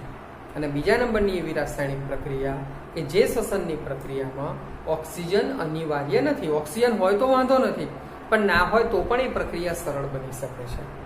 એને આપણે કહીએ છીએ અજારક શ્વસનની પ્રક્રિયા. તો જારક અને અજારક શ્વસન એના આધારે આપણે ગ્લુકોઝના વિઘટનની એક પ્રક્રિયાને હવે આગળના ભાગમાં સમજીશું. હવે તમને તમારી સ્ક્રીન ઉપર જે દેખાય છે ગ્લુકોઝના વિઘટનની પ્રક્રિયાનો એક ફ્લો ચાર્ટ આપેલો છે. આપણે એને સ્ટેપ બાય સ્ટેપ સમજીએ છીએ. તમે આખો માત્ર ફ્લો ચાર્ટ યાદ રાખશો ને તો પણ સરળતાથી આખા પ્રશ્નનો જવાબ, વિદ્યાર્થી મિત્રો, આની અંદરથી જે 4 માર્કનો એક પ્રશ્ન પૂછાય છે એમાં આ પ્રશ્ન પણ બહુ મહત્વનો છે. ગ્લુકોઝનું વિઘટન સમજાવો અથવા તો ગ્લુકોઝના વિઘટનની પ્રક્રિયા સમજાવો. તો હવે તમારી સ્ક્રીન ઉપર જે તમને ચાર્ટ દેખાશે એ ચાર્ટના આધારે આખો એક આ પ્રશ્નને સમજીએ છીએ. પ્રશ્નની વેલ્યુ 4 માર્કની છે એટલે નેચરલી એનું લખાણ અહીંયા માત્ર ફ્લો ચાર્ટ દર્શાવેલો છે. પરીક્ષામાં તમે માત્ર આવો ફ્લો ચાર્ટ દોરીને આવો ને તો તમને પૂરેપૂરા ગુણ મળવા પાત્ર રહેશે નહીં. હા, માત્ર ફ્લો ચાર્ટ દર્શાવવાનો કદાચ અડધો કે 1 ગુણ મળી શકે, પણ તમારે એનું આખું લખાણ સ્પષ્ટ રીતે લખવું પડે તો જ એ લખાણનું મહત્વ રહે, એ ચાર્ટનું મહત્વ રહેશે. ઓકે, તો હવે તમારી સ્ક્રીન ઉપર જે તમને દેખાય છે ગ્લુકોઝના વિઘટનની પ્રક્રિયાનો ચાર્ટ, આપણે એની સમજૂતી મેળવીશું. અહીંયા તમને તમારી સ્ક્રીન ઉપર હવે ગ્લુકોઝના અણુના વિઘટનની આખી પ્રક્રિયા દર્શાવેલી છે. ગ્લુકોઝનો અણુ, એનું અણુસૂત્ર થાય C6H12O6. એટલે આપણે કહી શકીએ કે ગ્લુકોઝનો જે અણુ છે એ 6 કાર્બન પરમાણુ ધરાવતો અણુ છે. હવે એનું આપણે વિઘટન કરીશું એટલે એનો અર્થ આપણે બહુ સ્પષ્ટ સમજીશું કે કાર્બનના અણુઓ ઘટતા જશે. આખી પ્રક્રિયા કોષરસની અંદર થતી હોય છે, બરાબર. હવે હમણાં આપણે આગળ સમજી ગયા કે આ જે પ્રક્રિયા જે છે ને એ પ્રક્રિયા 2 રીતે થાય. એક ઓક્સિજનની હાજરીમાં થાય અને એક ઓક્સિજનની ગેરહાજરીમાં થાય. એના આપણે અનુક્રમે ભણ્યા. ઓક્સિજનની હાજરીમાં થતી પ્રક્રિયા એટલે જારક શ્વસનની પ્રક્રિયા અને ઓક્સિજનની ગેરહાજરીમાં થતી પ્રક્રિયા એટલે અજારક શ્વસનની પ્રક્રિયા. હવે આપણને પોષણની ક્રિયાની અંદર આપણે જે કોઈ ખોરાકનો ઉપયોગ ખાદ્ય પદાર્થ તરીકે કરેલો છે તો એ જે ખાદ્ય પદાર્થ છે ને એનો ઉપયોગ આપણે શેના માટે કરીએ છીએ તો ઉર્જા મેળવવા માટે કરીએ છીએ, બરાબર. હવે દરેક સજીવો, વિવિધ પ્રકારના સજીવ હોય તો એમાં ઉર્જા મેળવવા માટેની આ પ્રક્રિયા જુદા જુદા પ્રકારની હોઈ શકે. તો અહીંયા આપણે જે જારક શ્વસન અને અજારક શ્વસનની જે વાત કરી ને, એક ઓક્સિજનની હાજરીમાં થતું શ્વસન અને એક ઓક્સિજનની ગેરહાજરીમાં થતું શ્વસન, એ પણ આ જ પ્રકારની પદ્ધતિઓનો એક ભાગ હોઈ શકે, બરાબર. તો હવે આપણે ગ્લુકોઝના અણુના વિઘટનની વાત કરીએ તો ગ્લુકોઝના અંદરથી એના અણુનું વિઘટન કરીને ઉર્જા મુક્ત કરવાની જે અવસ્થા જે છે એમાં સૌ પ્રથમ અવસ્થા જો તમે જોશો આખી પ્રક્રિયા કોષરસમાં થાય છે. ગ્લુકોઝના અણુનું વિઘટન થઈને તેનું પાયરુવેટના અણુમાં રૂપાંતર થાય છે. આ પાયરુવેટનો અણુ, ગ્લુકોઝ એ 6 કાર્બનનો અણુ છે અને પાયરુવેટ એ 3 કાર્બનનો અણુ છે. એટલે અહીંયા સીધું જ કાર્બનના અણુનું વિઘટન થયું અને આ પ્રક્રિયા દરમિયાન ઉર્જા ઉત્પન્ન થાય છે. હવે પાયરુવેટના અણુની અંદર આગળની પ્રક્રિયાને આપણે સમજીએ. જો વિદ્યાર્થી મિત્રો આખી પ્રક્રિયાનું વર્ણન હું જે બોલું છું ને એ પ્રકારે થશે. અહીંયા તમને સ્ક્રીન ઉપર જે દેખાય છે ને એ માત્ર ફ્લો ચાર્ટ છે. તમારા ફ્લો ચાર્ટ એ યાદ રાખવાની મેથડ છે. પરીક્ષામાં ખાલી ફ્લો ચાર્ટ દોરીને આવશો ને તો પૂરા ગુણ મળવા પાત્ર રહેતા નથી, બરાબર. હવે આપણે પાયરુવેટના જે આ અણુ છે, બરાબર, એનું આપણે વિઘટન કરીએ. આ પ્રક્રિયા પણ ઓફકોર્સ કોષરસની અંદર જ થતી પ્રક્રિયા છે. બરાબર. તો આપણે સૌથી પહેલા પાયરુવેટના અણુનું અજારક ચયાપચય ભણીએ. અજારક ચયાપચય એટલે કે ઓક્સિજનની ગેરહાજરીમાં થતું. હવે આ ઓક્સિજનની ગેરહાજરીમાં થતું જે આખું પ્રક્રિયા જે છે એ બે પ્રકારની છે. એક ઈસ્ટમાં થતું, આ તો પહેલા નંબરનો જે તબક્કો અહીંયા તમને દેખાય છે, આખો આ તબક્કો ઈસ્ટની અંદરની વસ્તુ. બરાબર. તો અહીંયા જુઓ, ઓક્સિજનની ગેરહાજરી ઈસ્ટમાં, તો અંતિમ નિપજ તરીકે ઇથેનોલ, કાર્બન ડાયોક્સાઇડ અને ઉર્જા. ઇથેનોલનું અણુસૂત્ર થાય C2H5OH, એટલે કે 2 કાર્બનની પ્રણાલી છે. એટલે જો પાયરુવેટના અણુનું અહીંયા પણ વિઘટન થયું. આખું આ ઈસ્ટની અંદરની જે પ્રક્રિયા છે ને, પ્રક્રિયા પણ દર્શાવેલી છે. ગ્લુકોઝ કોષરસની અંદરની આ પ્રક્રિયા એટલે એનું ઓક્સિજનની ગેરહાજરીમાં થાય, એટલે એમાંથી 2 પાયરુવેટના અણુ. પહેલેથી આખી પ્રક્રિયાની આ સમજૂતી મેં સમીકરણ સ્વરૂપમાં દર્શાવેલી છે. આ સમીકરણ અચૂક લખવું, જો સમીકરણ લખવાનું ભૂલી ગયા તો ગુણ તમારા કપાઈ શકે છે. મિત્રો, ફરી એક વખત રિપીટ કરું છું કે ગ્લુકોઝના વિઘટનની પ્રક્રિયા એ 4 માર્ક માટે બહુ મહત્વપૂર્ણ પ્રશ્ન છે. હવે 2 પાયરુવેટના અણુ, હવે પાયરુવેટનો અણુ એટલે 3 કાર્બન ધરાવતો ઘટક અને ઉર્જા ઉત્પન્ન થાય છે.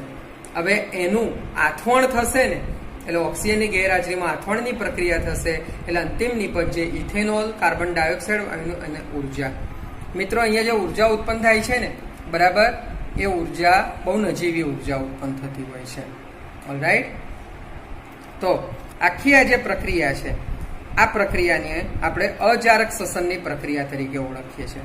હવે બીજા નંબરની જે પ્રક્રિયા છે એ આપણી સ્નાયુ પેશી. એની અંદર ઓક્સિજનના અભાવ, અહીંયા આપણે ઓક્સિજનની ગેરહાજરી અથવા તો ઓક્સિજનનો અભાવ, આ બંને શબ્દો વાપરેલા છે. હવે આપણા સ્નાયુઓ સુધી પૂરતી માત્રાની અંદર ઓક્સિજન ના મળતો હોય તો પણ આ પ્રકારની પ્રક્રિયા સંભવ બની શકે. બરાબર. તો એની અંદર પાયરુવેટના અણુનું વિઘટન થશે, એટલે લેક્ટિક એસિડ અને ઉર્જા ઉત્પન્ન થશે. આ ઉર્જા પણ નજીવી ઉર્જા હશે. આપણા મનુષ્ય શરીરની અંદર ઉર્જા કણાભ સૂત્રની અંદર ઉત્પન્ન થાય છે, અને ઉર્જા એ એટીપી એટલે એડિનોસાઇન ટ્રાઇફોસ્ફેટના અણુ સ્વરૂપની હોય છે. તો આ દરમિયાન માત્ર 2 એટીપીના અણુઓ ઉત્પન્ન થતા હોય છે. તો એનું રાસાયણિક સમીકરણ પણ અહીંયા તમને દર્શાવેલું છે ગ્લુકોઝનું, કે 6 કાર્બન પરમાણુ એનું વિઘટન થશે, એટલે ઓક્સિજનની ગેરહાજરીમાં થતું હોય, એટલે કહી શકાય કે આ અજારક પ્રકારની પ્રક્રિયા છે. 2 પાયરુવેટના અણુ ઉત્પન્ન થશે, ઉર્જા ઉત્પન્ન થશે, ઓક્સિજનની ગેરહાજરીમાં ફરીથી એની અંદર આ પ્રક્રિયા આગળ વધશે, એટલે લેક્ટિક એસિડ અને ઉર્જા ઉત્પન્ન થશે 2 એટીપીના અણુ. વિદ્યાર્થી મિત્રો, અહીંયા એટીપીનું ફરીથી એક વખત આપણે પૂરું નામ સમજી લઈએ. એટીપી એટલે એડિનોસાઇન ટ્રાઇફોસ્ફેટ. આ યાદ રાખજો. એડીપીના અણુની ફોસ્ફેટના અણુ સાથે પ્રક્રિયા થાય. એડીપી એટલે એડીપી એડિનોસાઇન ડાયફોસ્ફેટ. એની ફોસ્ફેટના એક અણુ સાથે પ્રક્રિયા થશે, એટલે એડીપી પ્લસ પી એટીપી બનશે. બરાબર. હવે વિદ્યાર્થી મિત્રો, આપણા ફ્લો ચાર્ટનો અને આપણા પ્રશ્નોનો અંતિમ તબક્કો આપણે ભણીએ છીએ. આ જે પ્રક્રિયા જે છે એ પ્રક્રિયા ઓક્સિજનની હાજરીમાં થતી પ્રક્રિયા. બરાબર. આ પ્રક્રિયા કણાભ સૂત્રની અંદર થતી પ્રક્રિયા છે. બરાબર. આપણે એને પાયરુવેટના અણુનું જારક ચયાપચય એવું પણ આપણે દર્શાવી શકીએ છીએ. આ જે પાયરુવેટનો જે અણુ છે 3 કાર્બન પરમાણુ ધરાવતો, એનું જ્યારે જારક ચયાપચય, જારક ચયાપચય એટલે અહીંયા સ્પષ્ટ દેખાય છે ઓક્સિજનની હાજરી, ઓક્સિજનની હાજરીમાં થતું આ જે ચયાપચય છે. બરાબર. તો એનું વિઘટન કણાભ સૂત્રની અંદર આ પ્રક્રિયા થાય છે, એટલે અંતિમ નિપજ તરીકે કાર્બન ડાયોક્સાઇડ વાયુ, પાણી અને ઉર્જા ઉત્પન્ન થાય છે. વિદ્યાર્થી મિત્રો, અહીંયા તમે જુઓ, આગળ આપણે ઓક્સિજનની ગેરહાજરીમાં જે ઉર્જા ઉત્પન્ન થાય છે ને, એ 2 એટીપીના અણુ છે, અને અહીંયા જે ઉર્જા ઉત્પન્ન થાય છે ઓક્સિજનની હાજરીવાળી પ્રક્રિયામાં 38 એટીપીના અણુ ઉત્પન્ન થાય છે. એટલે આપણે નિશ્ચિત રીતે કહી શકીએ છીએ કે કણાભ સૂત્રમાં થતી પ્રક્રિયા કે ઓક્સિજનની હાજરીમાં થતી પ્રક્રિયા જે છે એનાથી જે વિઘટન થાય છે એમાં વધુ માત્રામાં ઉર્જા મળે છે, અને જે વધુ માત્રામાં ઉર્જા મળે છે એ ઉર્જા 38 એટીપીના અણુઓ. એટલે તમે અહીંયા તફાવત ગણી શકો છો, બંને વચ્ચે કેટલા ઘણો ફરક છે. તો ઓક્સિજનની ગેરહાજરીમાં અને ઓક્સિજનની હાજરીમાં જે ચયાપચયની પ્રક્રિયા થાય છે ને, એમાં જે ઉર્જા ઉત્પન્ન થાય છે એ ઉર્જામાં 19 ગણો ફરક છે. એટલે કે અજારક ચયાપચયની અંદર 2 એટીપીના અણુ ઉત્પન્ન થાય છે, તો જારક ચયાપચયની અંદર 38 એટીપીના અણુઓ. બંનેનો આપણે ગુણોત્તર કરીશું ને તો ઓક્સિજનની હાજરીમાં આવું કેમ થાય છે? તો ઓક્સિજનની હાજરીમાં ગ્લુકોઝના અણુનું પૂર્ણતઃ વિઘટન થાય છે, જ્યારે ઓક્સિજનની ગેરહાજરીમાં આ અપૂર્ણ વિઘટન થાય છે. તો વિદ્યાર્થી મિત્રો, આ ફ્લો ચાર્ટને મગજમાં બરાબર મેમરાઇઝ કરી દેજો, ફિટ કરી દેજો. શક્ય હોય તો 2 થી 3 વખત લખી નાખજો અને પછી તમે એને સરળતાથી એના એક મુદ્દાને લખવાનો પ્રયત્ન કરજો. તો વિદ્યાર્થી મિત્રો, આજે આપણે બહુ મહત્વપૂર્ણ 4 માર્કની વેલ્યુ ધરાવતો પ્રશ્ન ભણ્યા, વિવિધ પ્રકારની પ્રવૃત્તિઓ પણ ભણ્યા. તો એને ખાસ ધ્યાનમાં રાખજો. ધન્યવાદ.